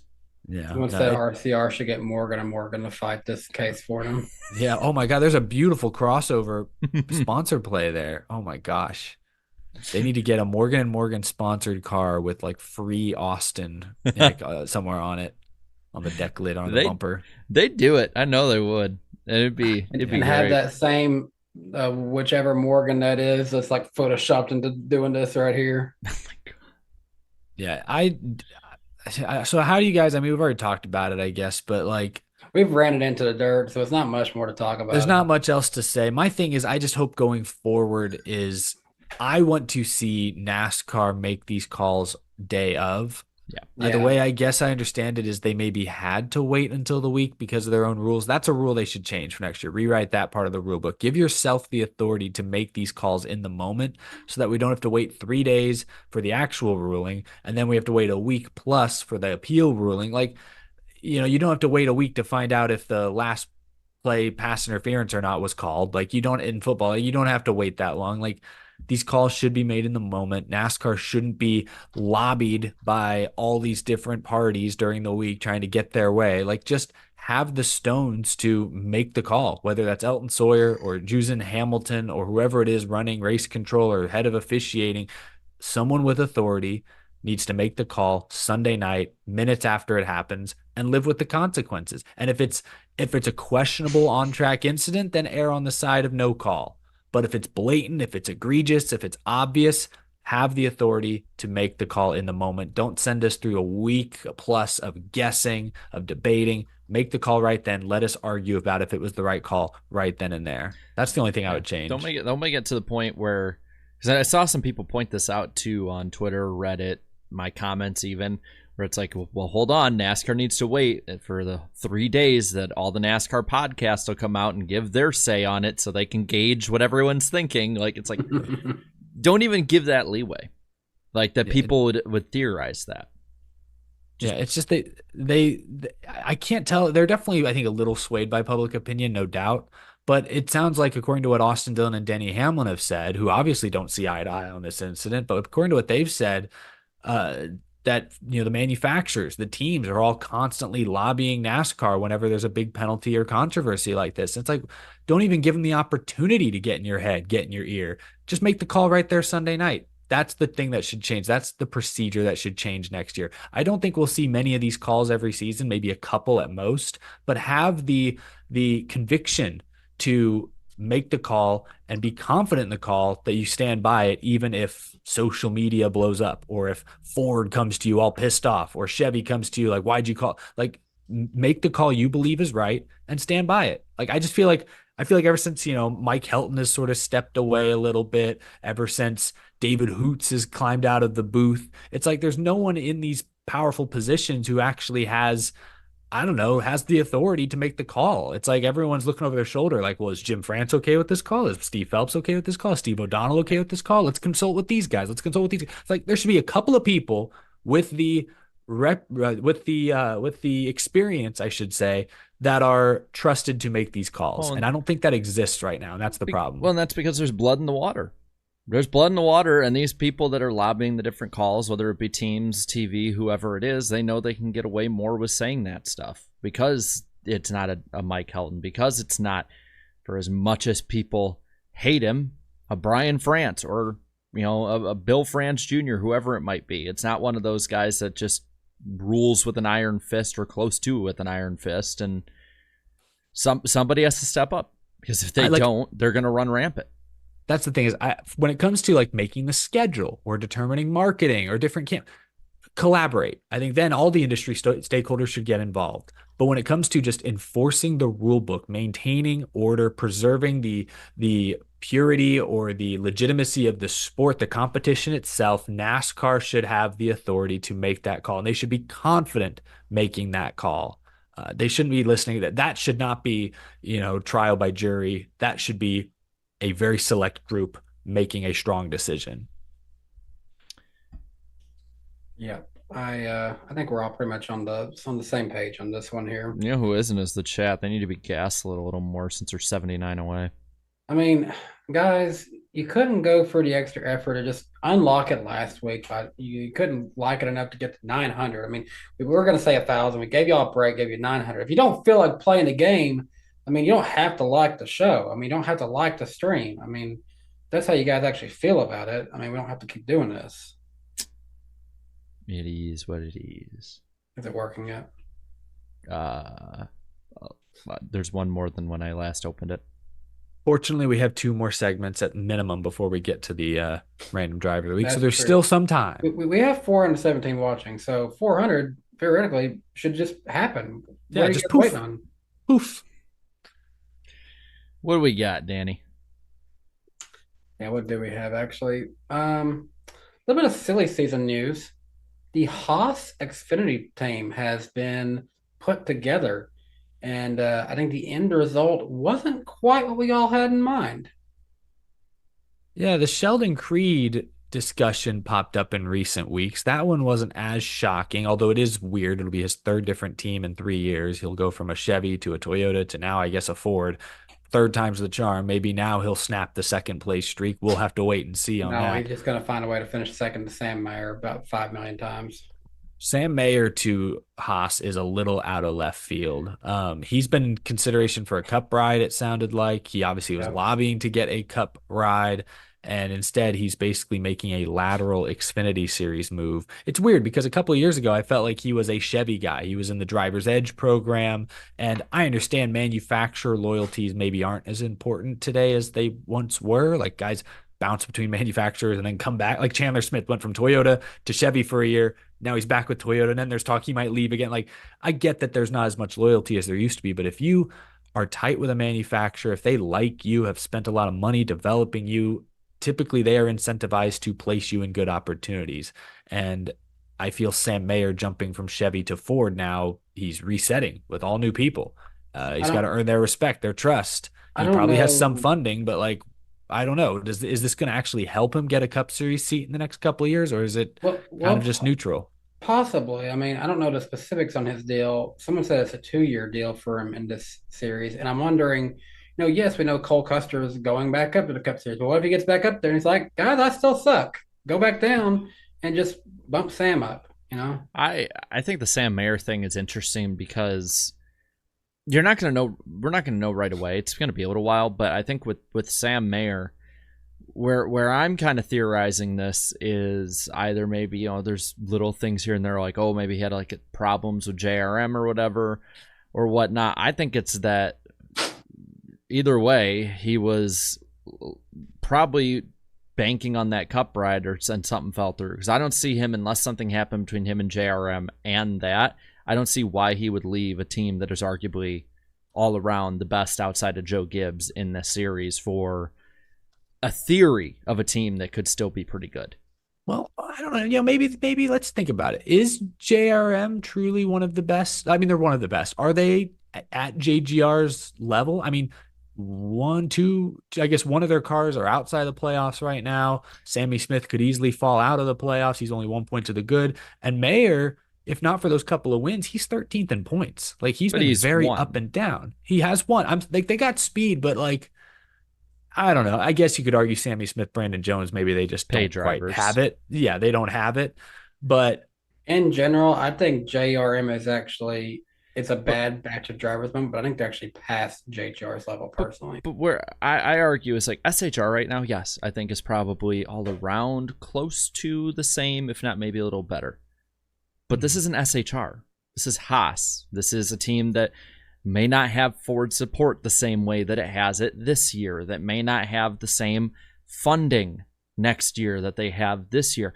Haas factory team is different than SHR. The SHR actually had to notify, I believe, North Carolina's government to say that 383 people were going to be losing their jobs. Yeah. Like this Haas factory team right now is a theory.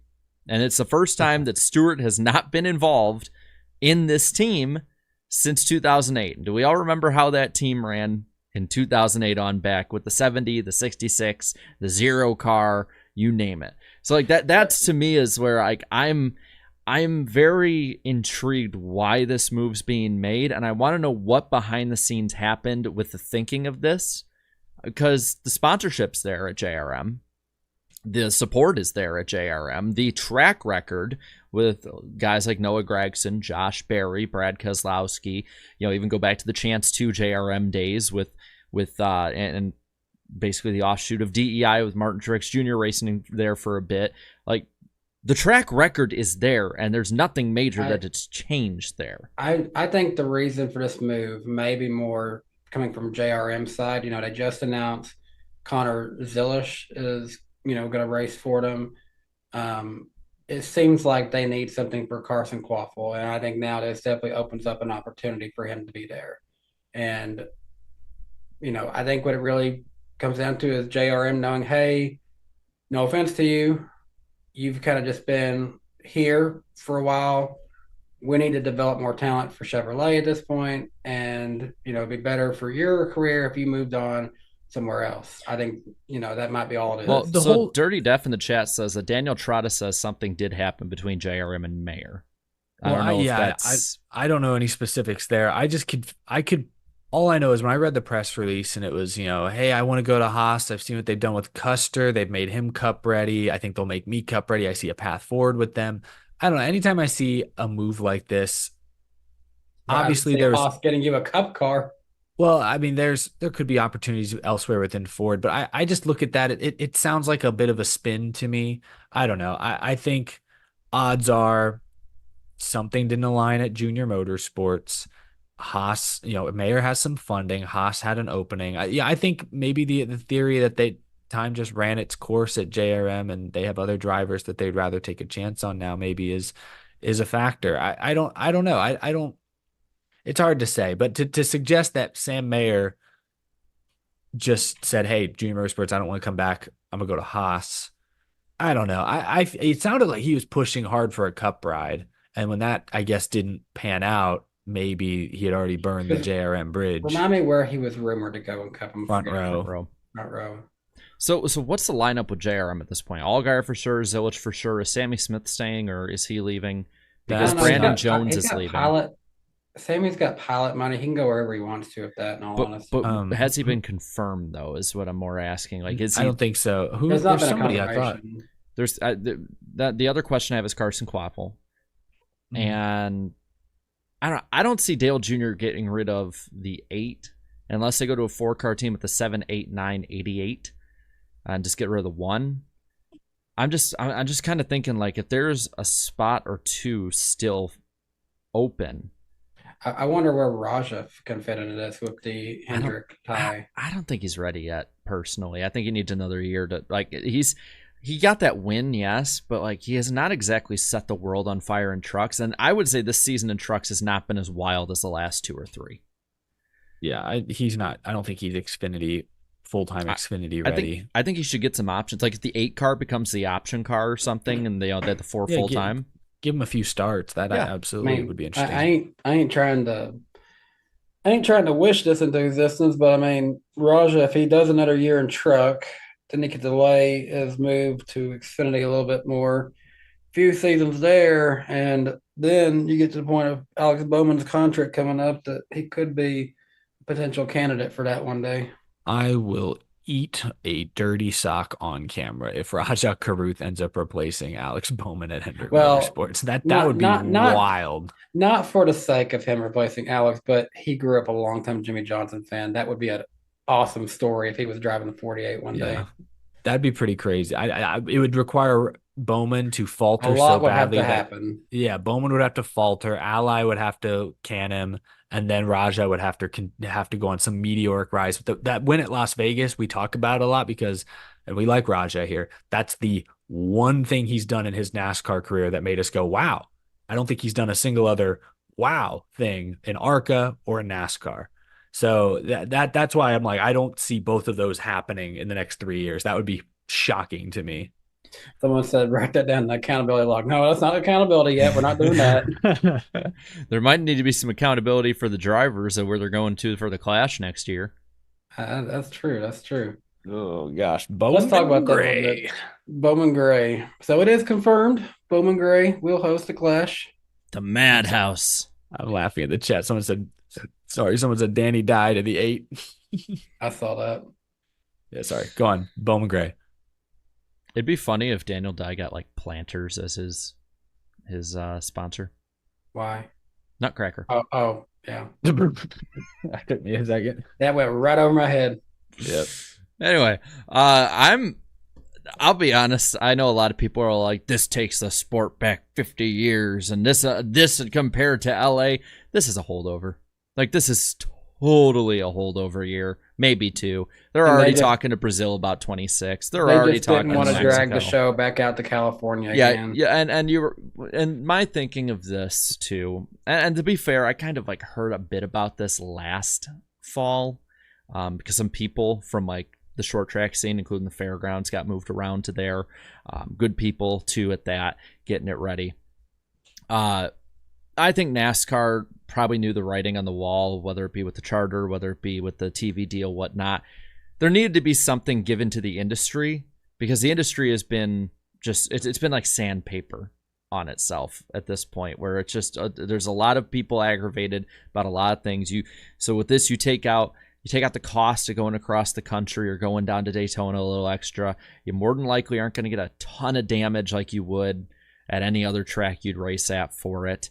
You can do it really quick, get in and out, done with it quick. You can help the old fans, put an olive branch out to them. Like, there's a lot of things you can cross off here, and then you can be like, hey, we'll bring it back one day. Let's go to Brazil. Yeah, that's a good point. I hadn't even thought about all the logistical, like you said, extending an olive branch not only to some of those old school fans, but also just to the industry by and large, because the clash at the Coliseum was a strain in February on all these teams trying to get ready for the Daytona 500. So that's a great point. Yeah. But beyond just the logistical stuff, the cars will put on a fine show. It'll look a lot like the Coliseum race, most likely. The stands will be packed because the capacity there is like 15, 16,000, 17,000. I'll check. It's going to be cold. But, I think that would only be a concern if you were trying to sell 100,000 tickets. Good luck getting 100,000 people to sit in potentially 40-degree weather. But I think you'll still sell out the stands. It'll be something. I agree with you, Jaret. This is an easy bridge until they can do something flashier either in 26 or 27, whether that's Brazil, somewhere else.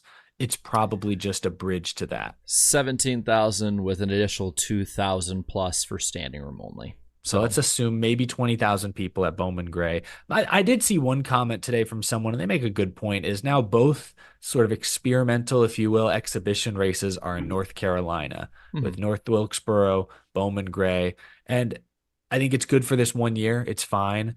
But I do want them to continue to push with those exhibition dates, do stuff that's more outside the box. Like the Coliseum was genius in that respect. I think Brazil would be really cool. If there's another international venue or another stadium somewhere in the States they could take this to, that would be worth exploring.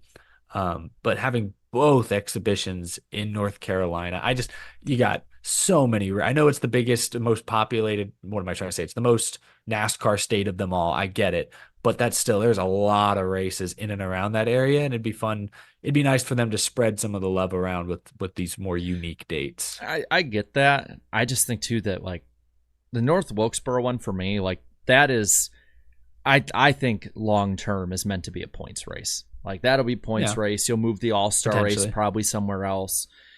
And I think it's okay for a year or two. Like if this is how it's going to be for like 10 years, yeah, you're oversaturating the market. And I still think, especially with the fact that it's all but completely confirmed now that Rockingham's going to get a weekend, Wilkesboro's got a weekend.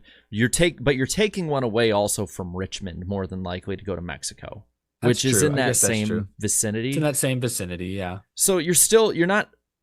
If you're looking at that like Carolina, Virginia, Tennessee base, I'd say Eastern Tennessee base, I don't think you're necessarily looking too bad when it comes either way on it. Well, you're fortunate because like North Wilkesboro has 30,000 capacity.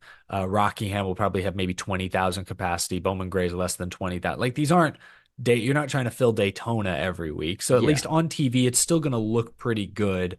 I don't know. It's just for exhibition races, a year here and there is good for all the reasons you said. I just would like to see them be really bold with at least one of these dates. I mean, if Brazil can't work, you want to get a speed weeks back, maybe. I don't know how much money you'd have to put into it, but New Smyrna as like a throwback Clash week or something probably is impossible at the point of where it's at now. There's supposed to be a lead-up race to it, and I did hear there's problems with the New Smyrna, I think modifieds race or something that was supposed to be around that time, so there might be like a modified race beforehand. Let's just have them race modifieds instead. I'd be down. Congratulations, Ryan Priest. I went into Clash. Hold on a second. I gotta check something. I think the dog is lonely. Well, I need to make sure he's okay. Yeah, he's Mr. Lonely. He has no body. He's all on his own. Poor doggy. Well, Danny, do you want to move on to some reckless speculation? Yes, let's get more reckless than some of those drivers this weekend. Let's trash the place while Jaret's not here. Let's go back to Google Hangouts. How does that sound? Yeah. Okay, guys. We're gonna put the Zoom link in the chat. I just pasted it. Well, oh my bad. That's Danny's stream key. I just pasted. My bad. Oh no. Truly lawless. He just wanted the door open. Oh, we all? He's just sitting looking out the window. You're just in time for some reckless speculation, Jaret. Oh, wonderful. I recklessly speculate he's going to bother me for the rest of the show, constantly being like, I want attention. I want attention. I want attention. That's what dogs do best. Yeah, oh, it's right on cue.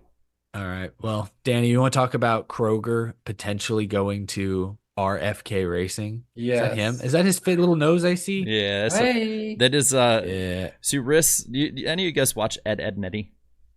Used to a little bit. Remember when he'd be like, life has many doors, Ed boy. Well, Riss says, life has many doors, Rhett boy. If he'll show up on camera, there he is. He likes his little chin scruffled.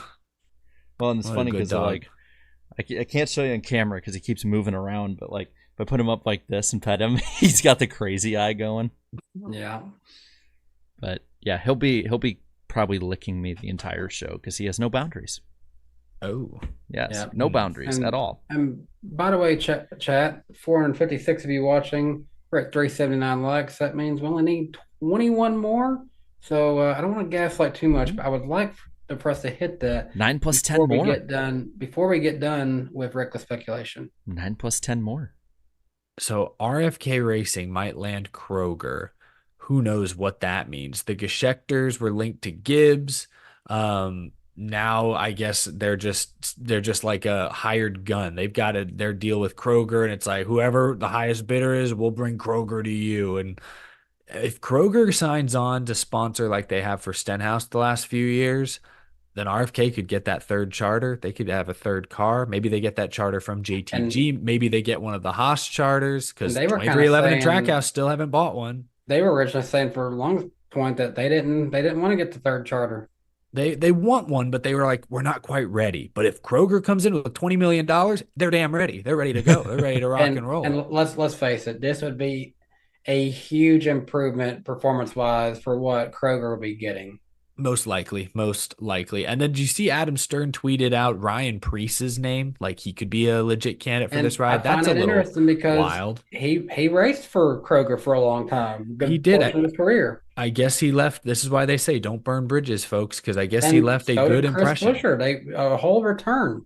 Yeah, getting the gang back together. Chris Buescher and Ryan Preece back again. The glory days of JTG Doherty. I don't know. Yeah, it would be it'd be interesting. I don't want to say I hope it happened. I hope something happens. I think it'd be cool for RFK to get a third car. They've shown this year with the 60 they can do it at least on a part-time schedule. If they have a big sponsor, then I think budgeting for a full-time third team becomes a lot easier. And if it's Preece, if it's someone else, I think it can be competitive. Really? And if something were to happen with JTG and their charter, what happened to that supposed big contract extension that Ricky Stenhouse signed? That's why I think so. Riley Herbst has made some weird comments lately suggesting his deal for next year is far from complete, which, I mean, a month ago, Denny Hamlin was tweeting impressive after Herbst beat a Gibbs car at Indianapolis. So that makes me wonder if those talks have faltered. Like maybe a team like RFK has swooped in and offered more money for a Haas charter or offered some sort of alliance for a Haas charter. Like maybe 2311, who, let's be honest, isn't too happy with the current business model, nor are they happy with NASCAR leadership. Maybe they balked at the idea of expanding to 3 cars, and that's opened the door for an RFK with a huge sponsor behind them to swoop in and snatch up a charter. And that's what Riley Herbst, when he says, hey, we're waiting for things to fall into place, maybe that's what he's waiting on. He's hoping that 2311 / Riley Herbst outbids RFK for one of those charters. That's a theory I have. That's my theory. The thing is, here you talk about 2311, I'm thinking of it like that. You know, hey, if they put out a third charter all of a sudden, like, is their best talent options right now enticing enough to want to put it out? Because aside from Denny Hamlin just straight up driving it himself, no offense to him, but Riley Herbst, Corey Heim ain't the most exciting signees they could make. Yeah, well, like Heim is maybe another year or two really away from being ready. And Herbst, I think we all agree, could be serviceable, decent in Cup, but nobody expects him to be great. That would be purely because he brings funding. And maybe Hamlin and Curtis Polk and Michael Jordan are like a charter deal's not even done. Like, and they've been the one team that sort of stood out from the crowd and been outspoken against the proposed charter agreement. So that's why I think maybe they've gotten cold feet. Maybe they're not sure, even with Herbst's money, that they want to make that investment. And that's where I see RFK swooping in. Again, I have no inside information. It just feels like that's plausible given the sudden news about Kroger and the mentioning of Preece and charters. Get Kyle Busch out of the third-year option and put him in the 2311 third car. Oh my gosh! Now we're just getting it. Now this is reckless right here. But like Trackhouse still doesn't have a third. I mean, they're supposed to have a third car next year. They haven't gotten a deal done yet. Everyone expects it to be SVG, but until that deal is done, the deal's not done. So something to watch out for. But we did hit 400 likes according to the chat. Congratulations, chat! You have done it. You have unlocked Random Driver of the Week. Congratulations, chat. I swear I'm going to rename Rhett to Rhett, Destroyer of Diecasts.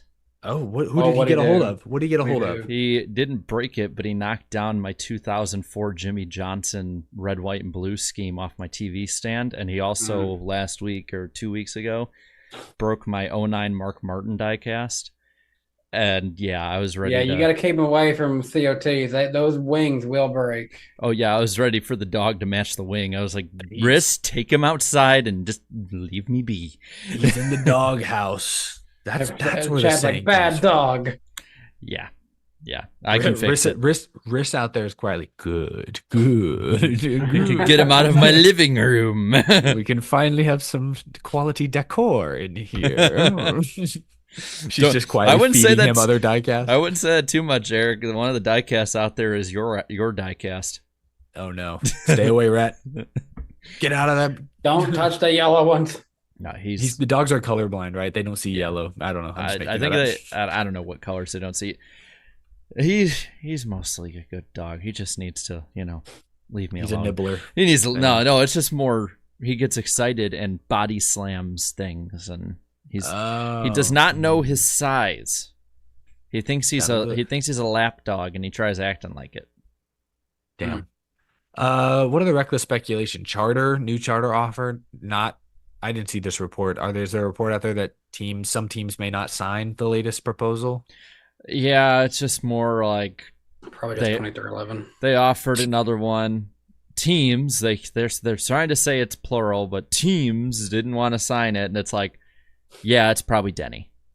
There could be a couple in their court, but they're just not outspoken. I don't know. It's hard to say. I feel maybe it's Trackhouse too. I don't know.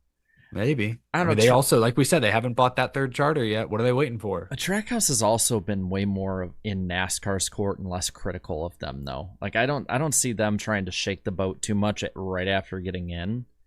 But I wouldn't be surprised if it's maybe 2311 and then Richard one more. Childress. Maybe. He's a little pissed right now. He's a little hot under the collar. Fine, you won't give us the appeal. We just won't sign your damn paper. I don't know. Pop is taking his ball and going home. I don't want to play with you anymore. Someone needs to make a meme where it's Andy from Toy Story saying, I don't want to play with you anymore. It's Richard Childress with NASCAR. Yeah. You could probably do it with Chip Ganassi in NASCAR if you want to make it historically accurate. Yeah, that is very true. But just for anyone in the chat that was asking, there was no damage to the current Jimmy diecast. He is we escaped. Thank goodness. We escaped with our lives. Confirmation. Our prayers worked. Jimmy is safe. It's like the only Jimmy car that hasn't been wrecked in the last 5 years. You didn't have to say that, Jaret. Jeez Louise. Blue Jimmy, cover your ears. This man is just going crazy. Oh man. What else do we got? I think we got the fun segments now. Now we're into the fun finale. Danny, you want to lead us on in? Yeah, sorry. Claudia texted me, said she commented about the kitty, so I was trying to see what she said. 400 likes. Shugs is ready to come on stream to guess the driver. Oh, we got to beat Shugs, Danny. We can't let a cat beat us. Meow. Oh, he's right. Dang it. How did he know? Oh, damn it. Damn. I didn't know anyone knew about Bill Meow. But no, before we get to random driver, we can do the accountability session, right? Yeah. Sure. Let's get into it. While we're at it, let's put the finishing order.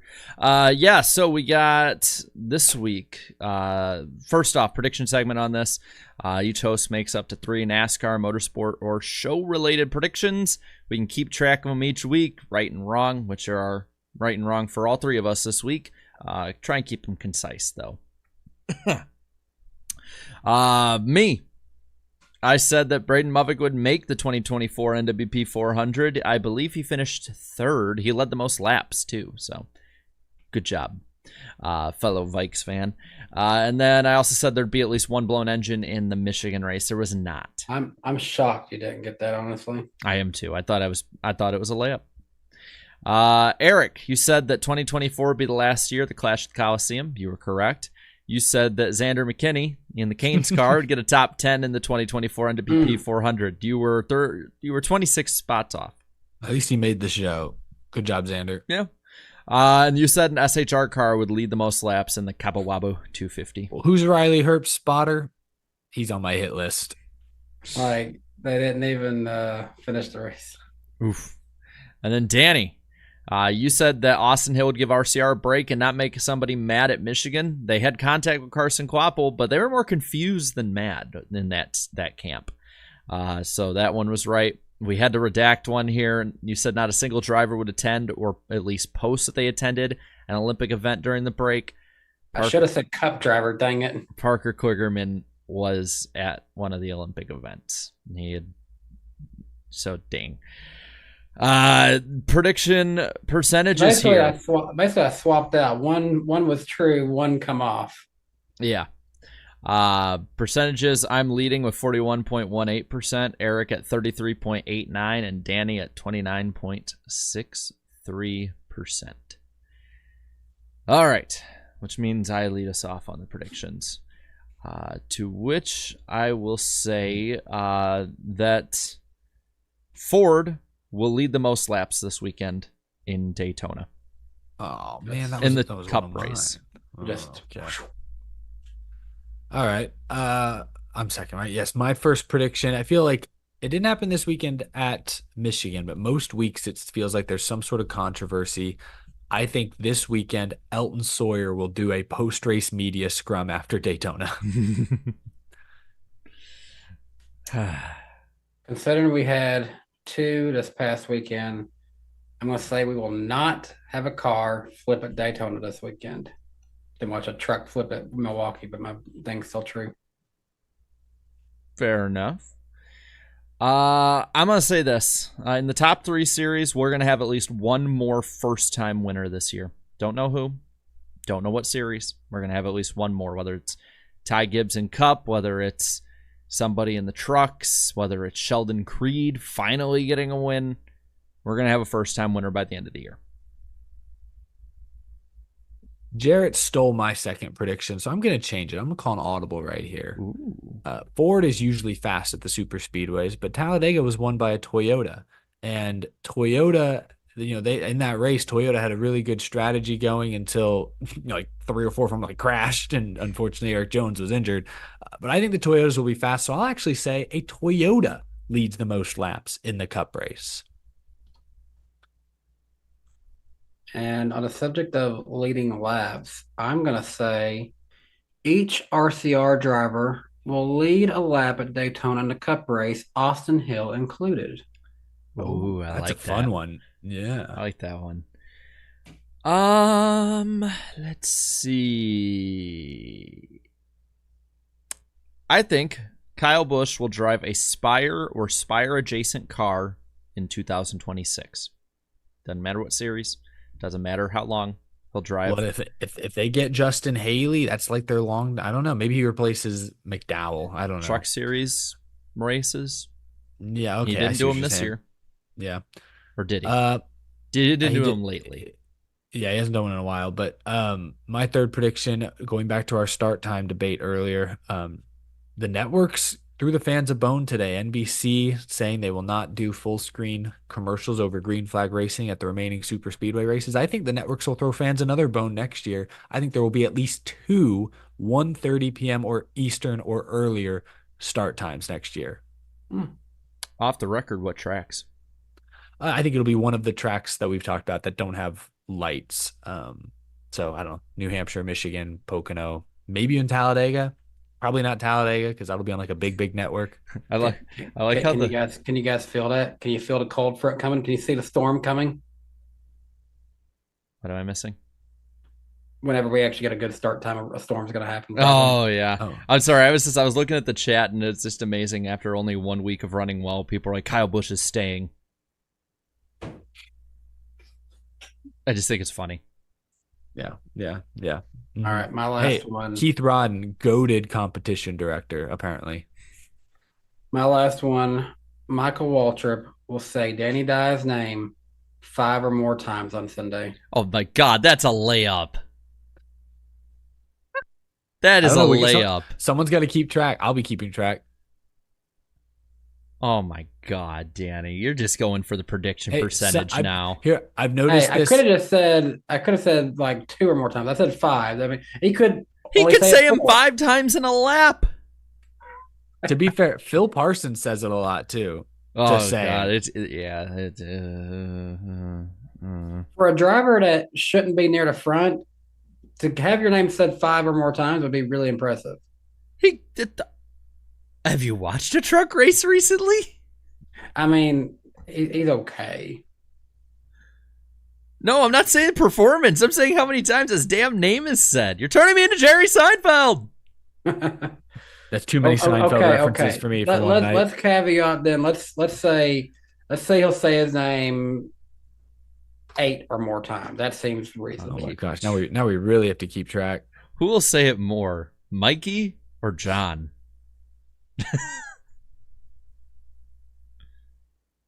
Nothing. Yeah. I feel like every reference. I'm so sorry. I feel like every reference people have made tonight has gone way over my head. No, we're coming with started over my head, but I realized John is doing Ramus. He's doing the PA. Oh yeah. Gee, but like every. I feel like it's like the 6th time tonight where I've gone, huh, and then oh. We're just playing dumb tonight. No, we're just like going really specific. We're pushing the envelope of what we should keep playing dumb and the random driver of the week. Good segue. Good segue. Good one on that one, Danny. All right, hide the chat. How'd you chat? How'd your wife? How'd your Kate? How'd y'all? She's getting everybody up in here. Chat. It is time for random driver of the week, where driver of the week. I will throw an unspecified amount of facts at these guys and hope that they can get it. If you're looking at the last 5 at this point, Danny, you have 2, Quinn Houff and Shauna Robinson. Eric has 2 in a row, 3 of the last 5 with David Reagan, Corey Heim, and Lake Speed. And of course, the dog is whining at the door. That's a hint. He can deal with it. He's fine. Dog at the hint. He drove the pedigree car. He went out. The dog went outside right before the damn show. He is fine. Plus, he eats late. He's a late eater. Shut it. You're gonna be. How many times am I gonna have the dog crying at the door compared to the ambulance going past outside? That should be the real contest. A lot of high-pitched noises coming out of the iceberg household. Yeah. All right, let's get to it. This random driver is a New York native. Okay. Good for him. This random driver's father was named Kermit. No, but seriously, what's the second clue? That's it. Okay. Oh, wow. This random driver worked in his father's Chevy dealership as a child. This random driver also began racing at the young age of 16. You're washed. Too young. Too old. Yeah, that's not that young by modern standards. This random driver actually was an honorable mention in our collective top 75 drivers list last year. Oh, what? Oh, so didn't quite make the cut. Made the cut for some of us. This random driver had an average finish of 14.2 over their career. Not bad. Not bad. Not bad. That's respectable. This random driver's first laps led in NASCAR were at Langhorne. So this has got to be probably an older guy. If his dad's name is Kermit, has anyone been named Kermit in the last 70 years? Kermit was actually a very popular name until the Muppet became it. Oh, the thing, that's unfortunate because see, now I only know of Kermit the Frog. I apologize to all of the Kermits out there. This random driver raced these numbers: 1, 4, 5, 8, 20, 23, 50, 52, 59, 60, 61, 62, 80, and 174. It's like people named Karen now. I feel bad for women who are named Karen and in the modern day with all the Karen memes. 174, they drove that? The 174 car. I got no clue, man. I thought you were gonna just go 1, 2, 3, 4, 5, 6, 7, 8. I was like, This random driver has never been tweeted about by all 3 of us. You're really going out in the boonies for this one. Let's see. I'm like bouncing around the order of my facts list because I put together last week. Let's see. This random driver was banned for life from NASCAR by Big Bill France for racing in a rival series. Man, Banned for life. I remember that happening. I don't remember many of the names that were involved. This random driver raced in the MERC, aka the Midwest Association for Race Car, which would later turn into what we know today as ARCA. Fun. That's a fun fact. Yeah. This random driver served for 2 years in the United States Navy. Thank you for your service. It's definitely not Jesse Wuji. Average finish of 14th probably gave that away. This random driver raced in a Chevy, Ford, Oldsmobile, Mercury, Nash, and Studebaker. Stupid flies. This is a show that is hectic for me tonight. I'm gonna throw out one. I'm gonna throw out one guess because I got nothing. The band, immediately the name that pops in my head, and I think we've done this guy already, but I'm gonna guess it already anyways. Because the only name I can think of is Curtis Turner. Can I just throw that out there? I'll just burn it. Curtis Turner. Curtis Turner. It is not Curtis Turner. Okay. I think we've done Curtis Turner already. Maybe I'm wrong, though. Damn I also think he's from the South, not from New York. Yeah, I couldn't remember that. I didn't know.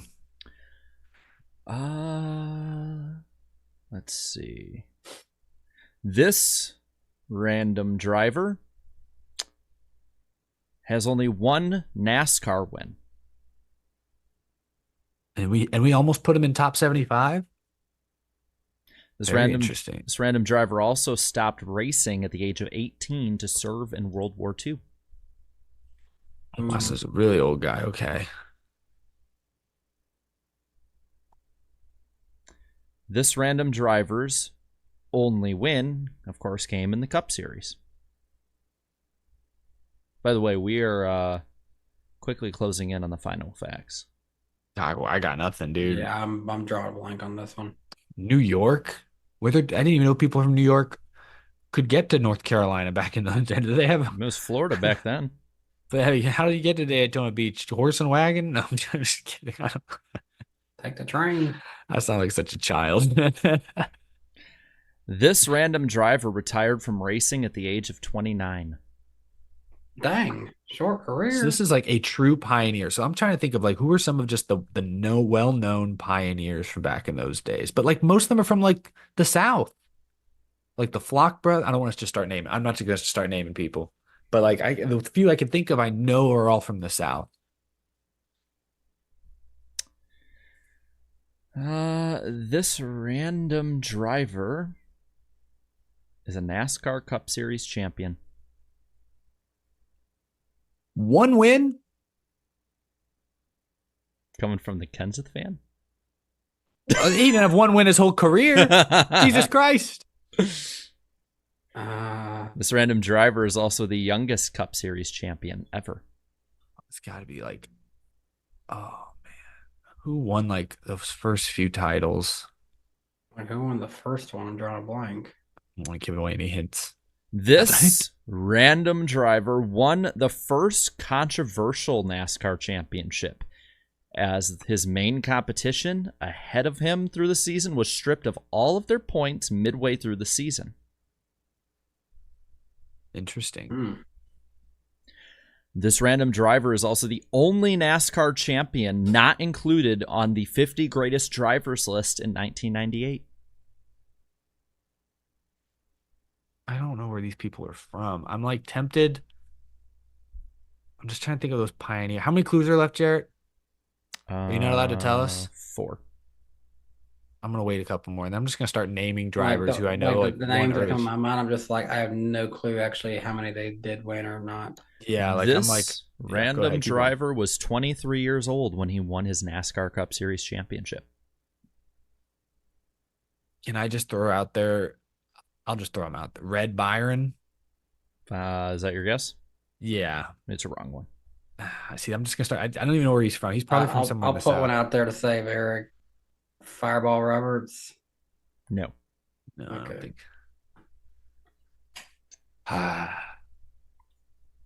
This random driver is the only eligible champion that's not from the last couple years that has not been inducted into the NASCAR Hall of Fame since it opened. Oh, really? Well, if only one win, I mean, should you get in at all? Shoot, honestly, dude's that's a Mickey win. This random driver was endorsed by Richard Petty and Ned Jarrett to be inducted into the NASCAR Hall of Fame. What the hell is wrong with this dog? His separation anxiety is insane. There's a dog for you. So who won some? There's the Flock brothers. There was, I mean, obviously Lee Petty won the title in like 53 or 54. If it's one of those years. Who am I forgetting? Well, this random driver is the 1950 NASCAR Cup Series champion. Oh my God! So Red Byron won the first one, right, in like 49. So who was that? Who what? Oh my God! Who was after him? Herb Thomas. Oh, yes. No, I don't know who it was. That's Herb. I don't know. Buck Baker. I don't know who am I forgetting? If it helps, I made a video about this driver. By the way, we went through all the facts. Oh my God! Danny has 2 guesses left. Eric has 1. Sheesh. Can you hear the dog or no? Sometimes. Wonderful. I got nothing. I mean, I could just guess one of the names I just listed, but I don't think it's any of them. So it's whoever I'm forgetting. Any guesses? Just because you're wearing that hat and I have no clue where the family lineage goes, is it Ralph Earnhardt? No.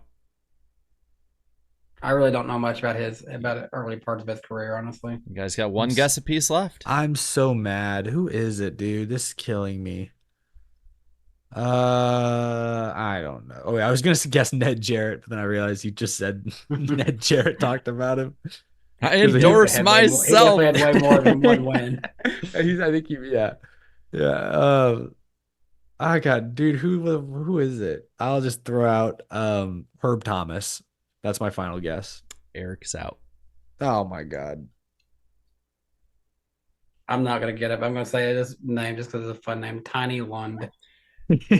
And Danny is out. I actually said the first name of this driver earlier in the live stream right at the start of this segment. It's Bill Rexford. Oh no. Oh, The forgotten Rexford. champion. Literally the forgotten champion, living up to his nickname now. Oh my gosh. I got one. Good job. Yeah, he completely slipped my mind. That's bad. I knew like the last couple weeks, I'm like, I'm getting embarrassed by how quickly these guys are getting these ones. I gotta up my game. That was a good one. I assume the chat figured it out a while ago. Yeah. But to be fair, it took a while for the chat early on. Damn. Oh. Ding dang darn. That was like the one like pioneer champion I could not remember. Like I think the chat could probably definitely tell that me and Eric had zero clue. We were just saying names that we know are old. Yeah, I was just picking early stars. Good stuff. Awesome. I was like the Flock brothers. I think were from Georgia originally, and then like so that's why I didn't want to pick them. Snappy in the chat says Jarrett now has more career wins than Bill Rexford. Oh my gosh, that's wrong. That's funny. Well played. Well played, everyone. Jaret on occasion does win one. And you know what? The game's set up. I try to set up the game to not have that. In my perfect world, you guys go down to the wire 2 versus 2, and one of you gets it. There was no way either of us was going to have that. That name, yeah, it just slipped my mind completely. Tough break. And now let's slip on into the weekend. Yes, let's do that.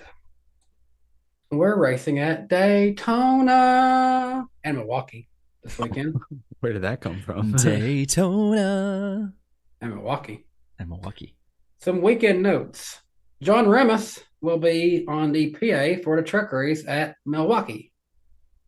SVG will be in the number 16 Cup car this weekend. This is Lee Diffie's first Cup race of the year. Do you remember they said that it was going to be right after the All-Star, or not the All-Star, the Olympic break? And we're like, oh, we'll have Lee Diffie this week. They're like, actually, we're holding off a little longer on you. Yeah. So that means Rick Allen just gone now? He's Xfinity. He's doing Xfinity, but only for the next few weeks until CW takes over. Takes it. So. But I thought NBC Sports was helping out this first go round for CW. I think they are, but the press release said through Bristol. They said Bristol, I think, will be his last race, is what I saw. Oh, wow. So I don't. So we're gonna put That's Jeff weird. Burton out to the world on CW. Granted, I didn't. I walked away from my TV pretty quick after the race was over Sunday. But like, was it like they didn't acknowledge that was Rick Allen's last race like once, did they? Mm-hmm. And honestly, there were a few times where it felt like they were quick to correct Rick Allen when he got like Rick Allen sounded asleep. That was probably his worst performance in years in the booth.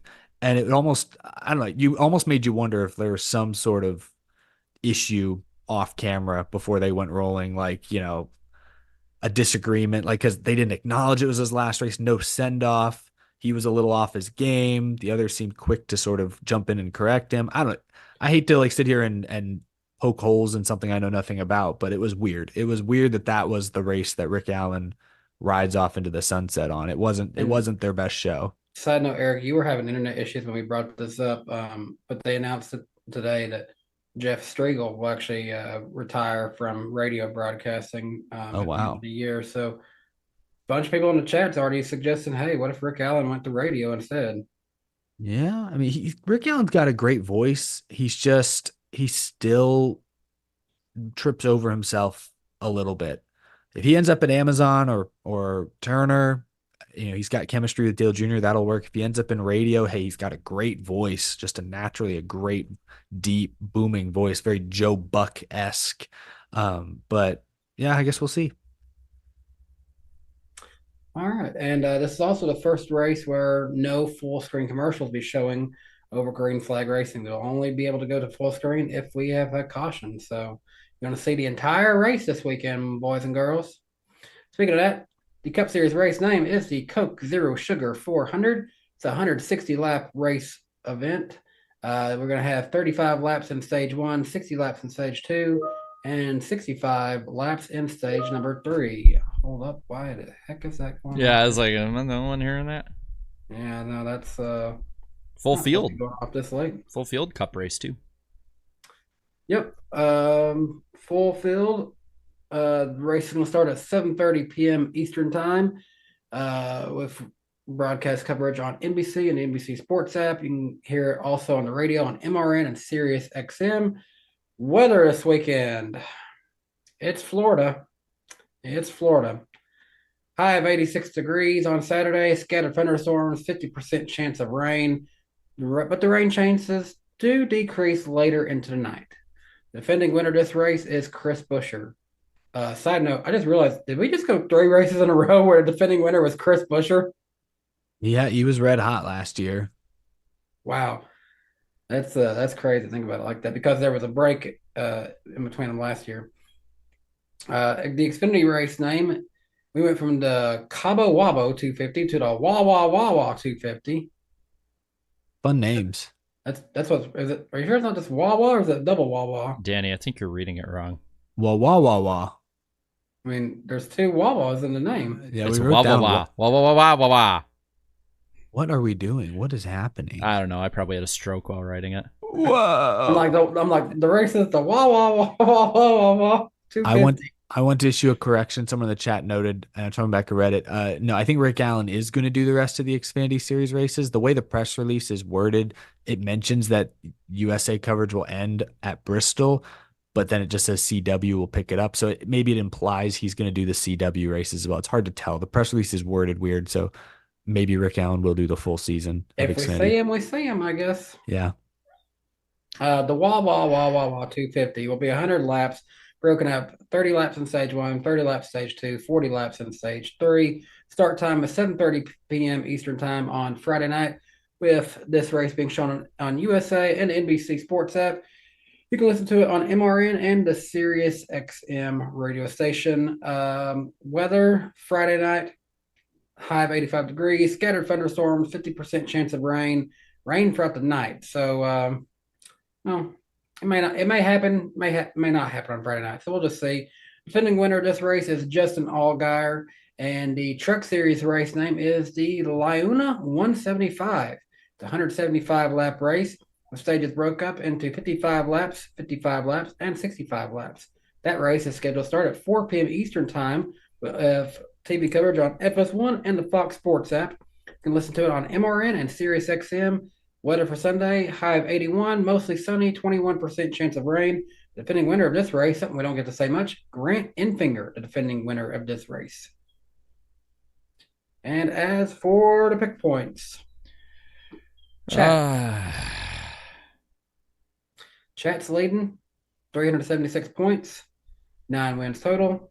Eric, you're second, 17 points back, 8 wins total this year. Jaret, you're third, minus 25. Well, I got to shut the dog up. And I am hanging out as Basement Boy, 29 points back, 8 total wins.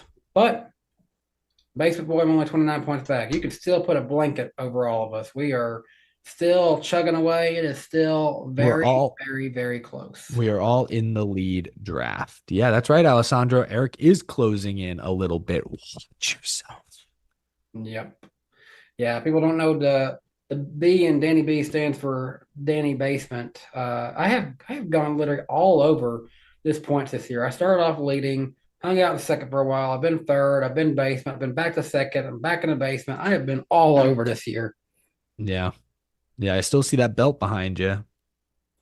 Yeah, well, I got tired of that hanging out at Jaret's house, and I said I want it back. Yeah. Well, and now that we know that Puppy Dog is dangerous around diecast, I'm glad he's not there to bite the leather of the championship belt. Good call. Good call. You dodged a bullet there. What's the pick orders? Jaret going, he goes second, I guess. Jaret goes second. I go first, then Eric, and then Chat. I guess we'll do the truck win pick first, even though their race is technically last this weekend. But should we wait for Jaret? Should we just like awkwardly pass the time? How's your day going, Danny? How's your week been? My day is going pretty darn nice. How are you doing, Eric? My day's been all right. Wanted his bone in the living room. Oh. Well, we have a gate. We have a gate. He literally had a bone to pick of you, Jaret. We have a gate now, so like that, if he, in case we accidentally can't get home, he doesn't go to the bathroom or he's not supposed to. And I realized we had the door closed, so he's like crying for the bone. Tough. Well, you're just in time for truck picks. I think Danny's starting us off. Yep. All right. I'm gonna go first, and my pick for the truck series is Christian Eckes. Okay. Eckes. Oh, wait, that's right. I'm next. Then I'll go Majeski. I was torn between those two. You probably got it right. I don't love this pick this week, honestly. But I will go Corey Heim. Time. And what's the Chat got? Chat can't have 98. Can't have 11. I see Norm Benning. There's two people for die. That's literally 2 people for Norm. 2 different people for Norm. I'm seeing a lot of 9s coming in. They might be going up to defending winner. That's just an upside down 6 for Norm. Yeah, I think you should give him Norm. It's Grant Enfinger. Yeah. All right. Sure you don't want Danny die? Danny die. The Xfinity race, Xfinity Series, Daytona. Is it really that hard? Give me Austin Hill. Boo. It is that hard because Jesse Love, I think, is going to get it. Jesse Love started off so good to start his year and just kind of fell off after that. Who won Talladega? Jesse Love, but still. That was a long time ago, Jaret. But but that was the last similar super speedway. I hate not being in the basement anymore because you guys get all the fun picks. I gotta pick up the scraps, and the scraps this week are Cole Custer. Don't worry, I have a fun pick in case my first one gets taken for Cup. Mm-hmm. I'm mainly seeing a lot of 7s, so I'm probably going to give him Allgaier from the way it looks here. That's valid enough. Yeah, I mean, unless they want SVG. Oh. I think they want Allgaier. Yep, give him Allgaier. Cup suck. Kyle Larson. Oh, he's run better at these races lately. I don't know about that. He's the best driver in the world, Eric. If he's not winning, he's sucking. No, I'm kidding. Oh, okay. Well, this is a track that takes no skill. Remember that, Eric. No skill. All right. I will go Bowman. Chat's probably going Larson as well. Yeah, they're going Larson. Yep. Cup underdog. This one actually gets fun. And I happen to have his diecast right here. BJ McLeod. Oh, I forgot he's in this race. He's That's in a this good race. pick. They led laps at Talladega. If they can just finish it, good finish coming from BJ McLeod, I hope.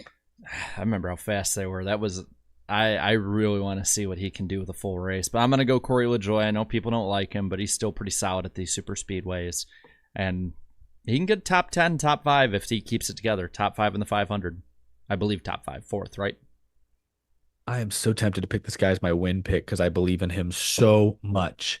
But I'll hedge my bets and go underdog. Todd Gilliland. Man led 74 laps combined between Daytona and Atlanta the first 2 weeks of the season. I think he won at least one, maybe 2 stages. He was in the mix at Daytona. He was in that top 5 or 6 when the Hendrick guys triggered that big crash.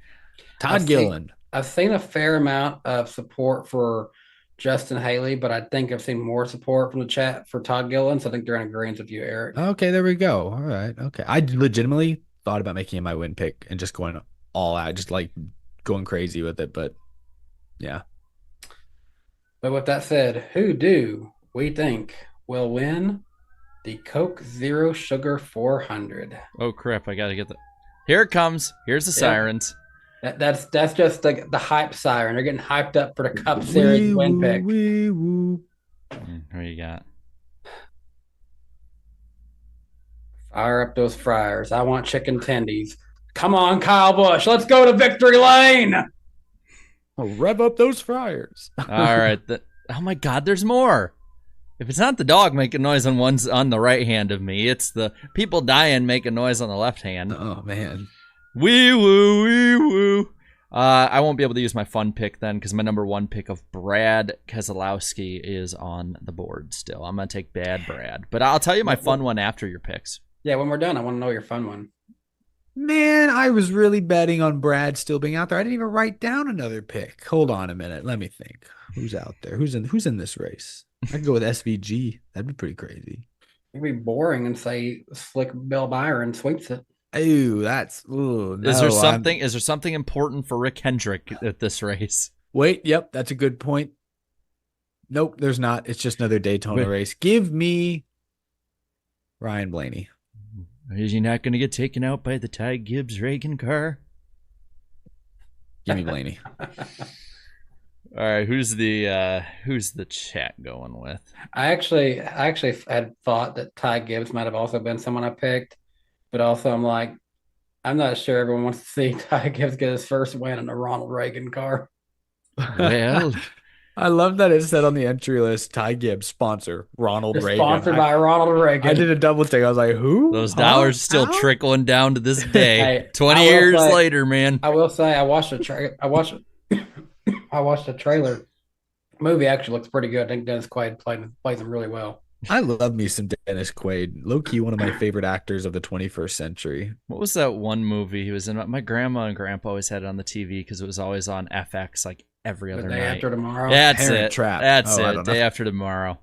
Yeah, he was also in that one Dog's Life movie, which I will not watch because why would I want to watch a movie about? He was a in dog that dies over and Mega over? family movie, Yours, Mine, and Ours. See, I think Mega Family. I think it's cheaper by the dozen.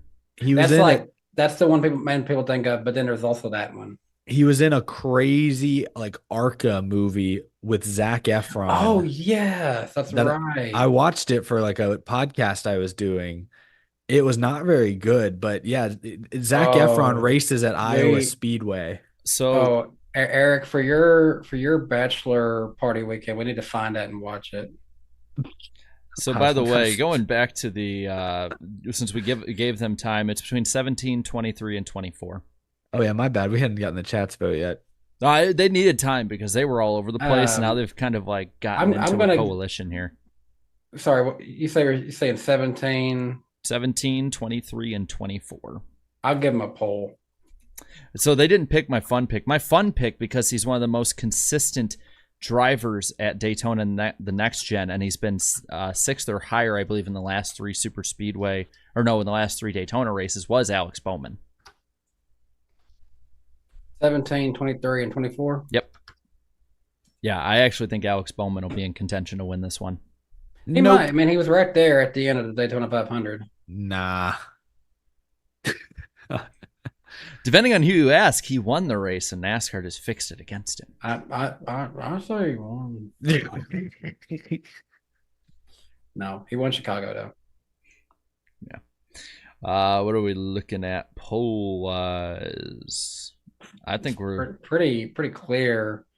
And I told him, don't answer me. Answer Ronald Reagan, please.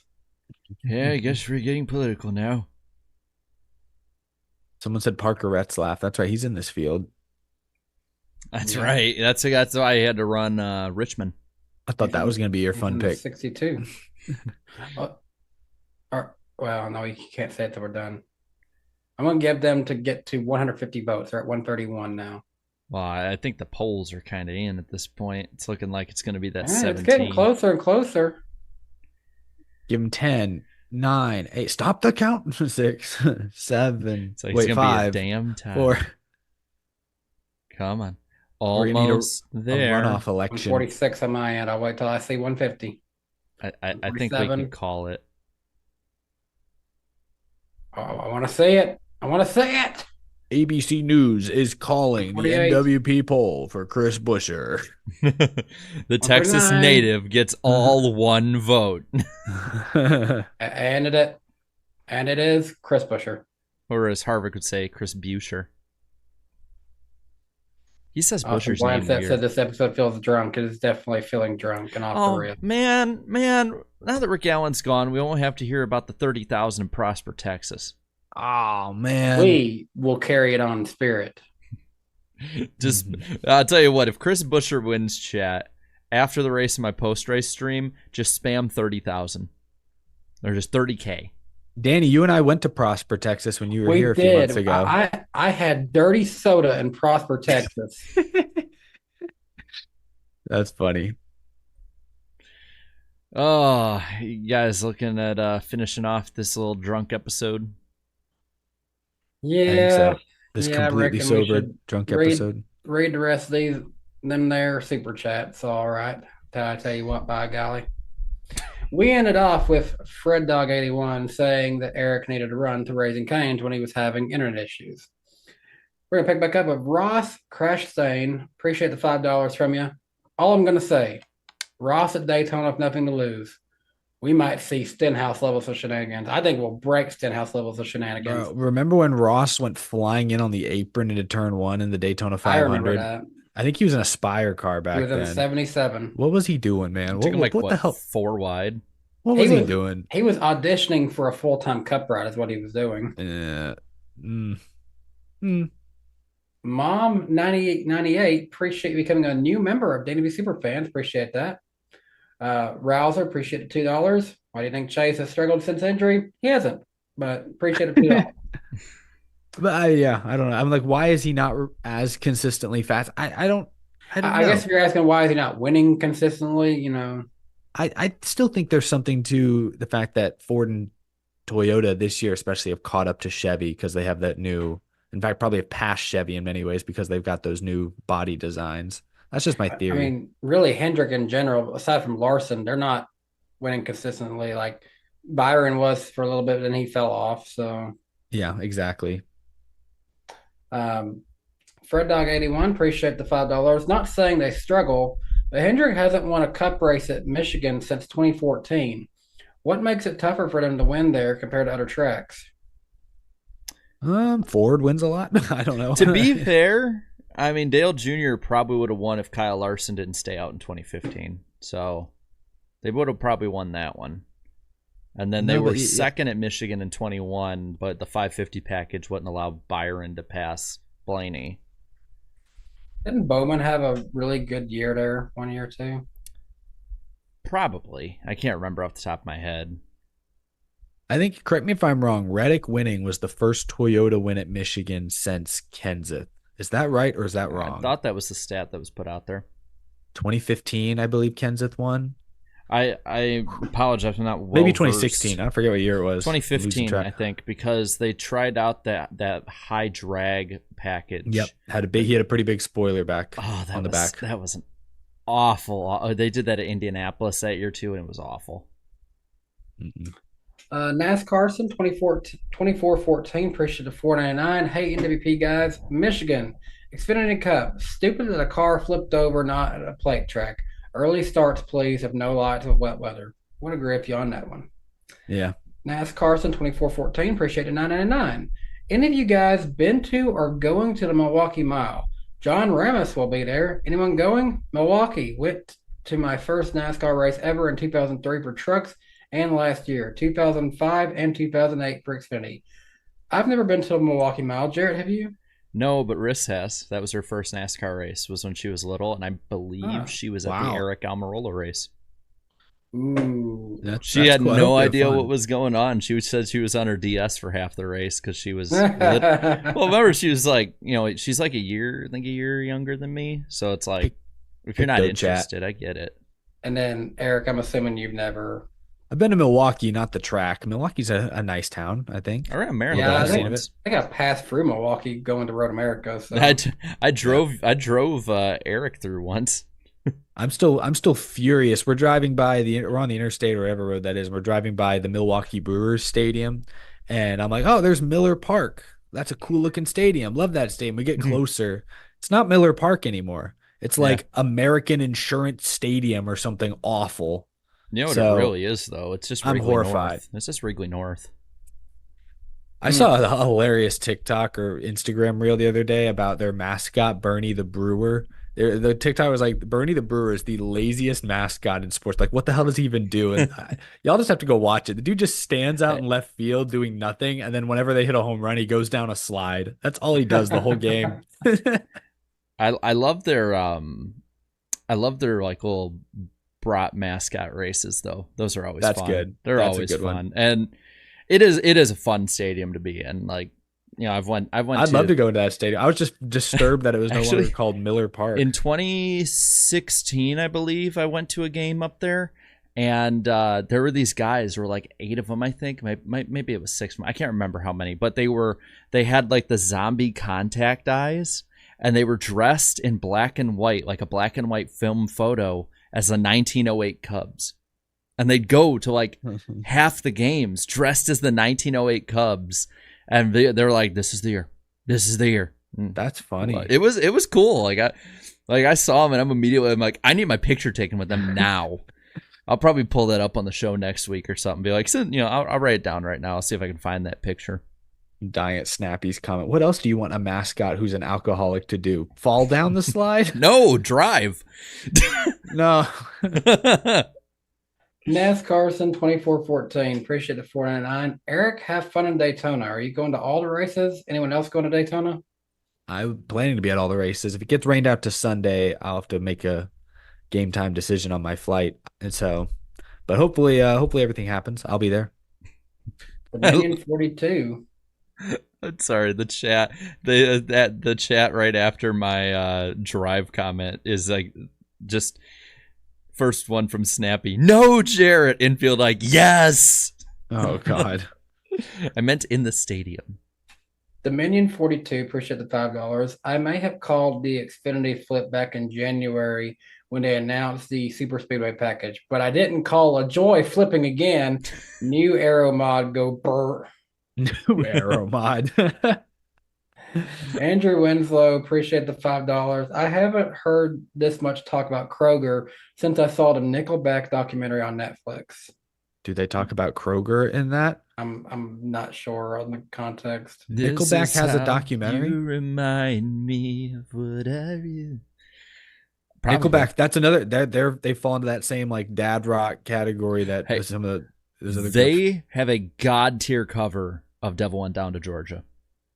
Oh, do they? Oh, it's awesome! Like you play the guitar, you play just the start of it with the guitar, and you like I'll show people, and they're like, "Oh, is this like the, it's like a new metal band or something?" No, it's Nickelback. Take a look at this shopping list. Everything you can get at Kroger. Look at this graph. I did not know this. The lead singer's name is Chad Kroger. He also used to. I think that he was married at one point to Avril Lavigne. I think that is true, or they were together. He was a skater boy. He said, "See you later, girl." BGWX Chasing. Appreciate the $1.99. Any chance of an NWP car like Eric's out of the grid scheme? As of this time, no. Probably not at this point, but I mean, never say never. That deal with Live Fast last year came together so perfectly. We were literally living fast when it all came through. I know, but life comes at you fast. But we'll see. Maybe some opportunity at some point down the line. Never say never. In Dad Rock terms, it was a blur. Awesome Blance appreciated $9.99. NBC is weird. They make good decisions like having no full screen ads for some races, but then they awkwardly pull Rick Allen from the booth. NBC also let Junior walk and are decreasing races on big NBC. I will agree. It's seeming a little odd with some of the directions that you see there. It is true. Like the letting Junior go and some of like those feel like cost cutting measures a little bit. And it's like, hey, at least let Junior, at least try to get Junior on for like a 1-year contract or something like that, But it's like, they're cutting costs. So then you would expect them, if anything, to increase the commercial coverage. Instead, they're actually going to decrease it and say, no, we're going to have no full screen green flag commercials. Like, I guess that doesn't really align, I guess, is their point. It is a little, NBC is a little weird for sure. What will really be telling is during the race that Dale Jr. is racing at Bristol, will NBC acknowledge him much? Will they acknowledge that he was working there for the longest time these last few years? That will be a little weird. Like Rick Allen, Dale Earnhardt Jr. in 8th, our former colleague, emphasis on former. Like, what is he Get out, bum! Let's dial up Dale on the radio. Oh, wait, we can't for contract reasons. Never mind. Hey, Dale, how's that NDA going with NBC? Yeah. Hey, Dale wins the race, and they go. He gets out to do the interview, and his face is blurred the whole time, and putting a filter on his voice. So you just hear, and we're here at the winner. Beep. How did you do in today's race? Well, I had a great race. That's how it makes it sound. They have him as a silhouette. Yeah. They purposely film him with like the light right behind him so you can't see his face. They're showing the race and they're just blurring out make a little blur following his car the entire time, just blurring out Dale Jr. All it is the low voice one with the light coming out behind. Someone turns on the channel. Oh my God, they're interviewing God. No, it's Redneck God. It's Redneck Jesus. Instead of a trophy in victory lane, NBC brings him a new contract. No, they bring him like a sheet of paper of like, here's all your expenses you owe us from last year. Oof. All right. Enough of the weird Dale Jr. fantasy scenarios we're booking here. Awesome Blends, appreciate the $4.99. Austin Dillon has a chance to do the funniest thing ever this week. Just imagine what that would look like. I actually tweeted out after his penalty come in. I said all this just for Austin Dillon to win at Daytona again. Let's just hope rain doesn't take out half the field. Jupiter Rain, appreciate $2. Imagine Eric gets second 4 times. He is Mark Martin. That's true. I'm writing a 3 season. He's a Buffalo Bills at that point. I cannot. I'm in second right now, right? I cannot. Yep, that's the last thing. I'm gonna. If I'm running second going into Phoenix, I'm picking. I don't know, Cody Ware. I'm picking. However, you are a perfect number right now. You're 17 back. That is true. Okay, that's fine. That makes it okay then. Fred Dog 81, appreciate $10. Tired of Mother Nature messing with our races? We can show her a what for. By coming together, we can make the right choice in defeating her. Vote Cobra Commander and the Weather Dominator in 2024. This is it. This is the candidate I've needed all along. I don't even know who he is. He's got my vote. If he can control the weather, he's basically controlling. We say no politics, but that's a candidate that has our support, guys. I'm voting. That's a candidate. I'm He's voting saying for Mr. all the Frog. right things. I'm voting for Mr. Frog. Kermit Awesome Frog? Lance, No, appreciate he eats the bug. $1.99. Awesome Lance, appreciate $1.99. The Reagan car looks awesome. Argue with a wall. And then he put a little sunglasses emoji and an American flag emoji. Tear down this wall. Didn't Ronald Reagan say that? He did, yeah. I'm just looking at the Family Guy Mr. thing. Gorbachev. I think of the Family Guy one where he's punching the McDonald's. Like, oh, that's Reagan. He'll just tucker himself off. Reagan smash. Reagan sleepy. No, I'm still on a Mr. Frog car. Yours truly, Chris. Appreciate you becoming a member of Danny B Superfans. Third, appreciate the $2. Drive their enemies to the icy waters of Trasimene. I'm not getting the reference. What? Hold on. Let me. Where's the super chat at? What is this trying to say? Drive their enemies to the icy water. I'll look it up. You can keep going. I'll look up what trisimine is. I don't get it. Bailey Riker, appreciate the $2, and this is the last super chat unless something else comes in. Why has Sammy Smith fallen so hard after his win? That's a good point. So Sammy Smith, me and Claudia was actually talking about this week. I hate to say this, he is the most forgettable driver in the Xfinity Series. At the awards banquet last year, he comes walking up to me and front stretch guys and a couple of others, and we're all looking like we don't know who we're actually talking to. None of us recognize him. One person finally gets the balls to talk to him, and they asked him something as if he was the champion of ARCA. That's who they thought we were talking to. No one knew Sammy Smith's face, and afterwards, once we knew it, it was kind of embarrassing. Not kind of, it was embarrassing. Ooh, that is embarrassing. The Battle of Lake Trasimene. It was fought when a Carthaginian force under Hannibal Barca ambushed a Roman army commanded by Gaius Flaminius on the 21st of June, 217 BC during the Second Punic War. Guys, you're going to have to give us some references that we don't got to look up lore and history for here. The battle took place on the north shore of Lake Trasimene to the south of Cortona and resulted in a heavy defeat for the Romans. Wow. Awesome, Lancet. Appreciate another $4.99 from you. Mr. Frog, why are you so evil? You have 1 second to respond. Hello. I did that for you, Jaret. Mr. Frog, 2024. Hello. Hello. I feel so out of the loop tonight. This has to be at least 10 references I did not get tonight, or at least took me several seconds to figure out. Smiling Friends? I yes, don't know. Mr. Frog is a great economic policy. I love it. Turn on the news. Doesn't matter what channel, you'll see. So they said I did that for you, Jaret. I assume those Smiling Friends. Yeah. I never. All right. Who sent the Roman War super chat? Did I get it right? That was Ferg that said that. I hope anyway, yeah, good show tonight, gentlemen. Yeah, please. We appreciate the memes and references, but I'll let up. That was their very first super chat. They wait until now. Andrew Winslow, $2. Guess I'm all Oogly-goo! Whoa.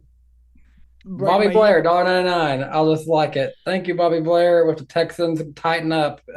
Speaking of Texans, next week we will be not on Eric. We'll be on Jared's channel next week. Yeah. Go Vikings. We're on Jared's channel. Yay. Hello. Eric is so baffled. Correct, Jam plays games. Can we get back to talking about fried chicken? That's the one thing I actually understand. Yes, please give us your fried chicken references moving forward. I gotta show you the Smiling Friends election episode. It's 10 minutes. It's not like I thought you were gonna say there's a fried chicken episode. I was about to be so excited. No, but the world is run by worms. You can't eat worms. I guess you can, but it's not good. Chickens eat worms and then they become fried chicken. So there we have that. Wait a second, you're right. Oh man. All right, do it. Yep, sounds good. Bye. Thanks for hanging out. Get out of here. There it goes. Danny said politely. Drivers! Dumbledore said calmly. Start your engine!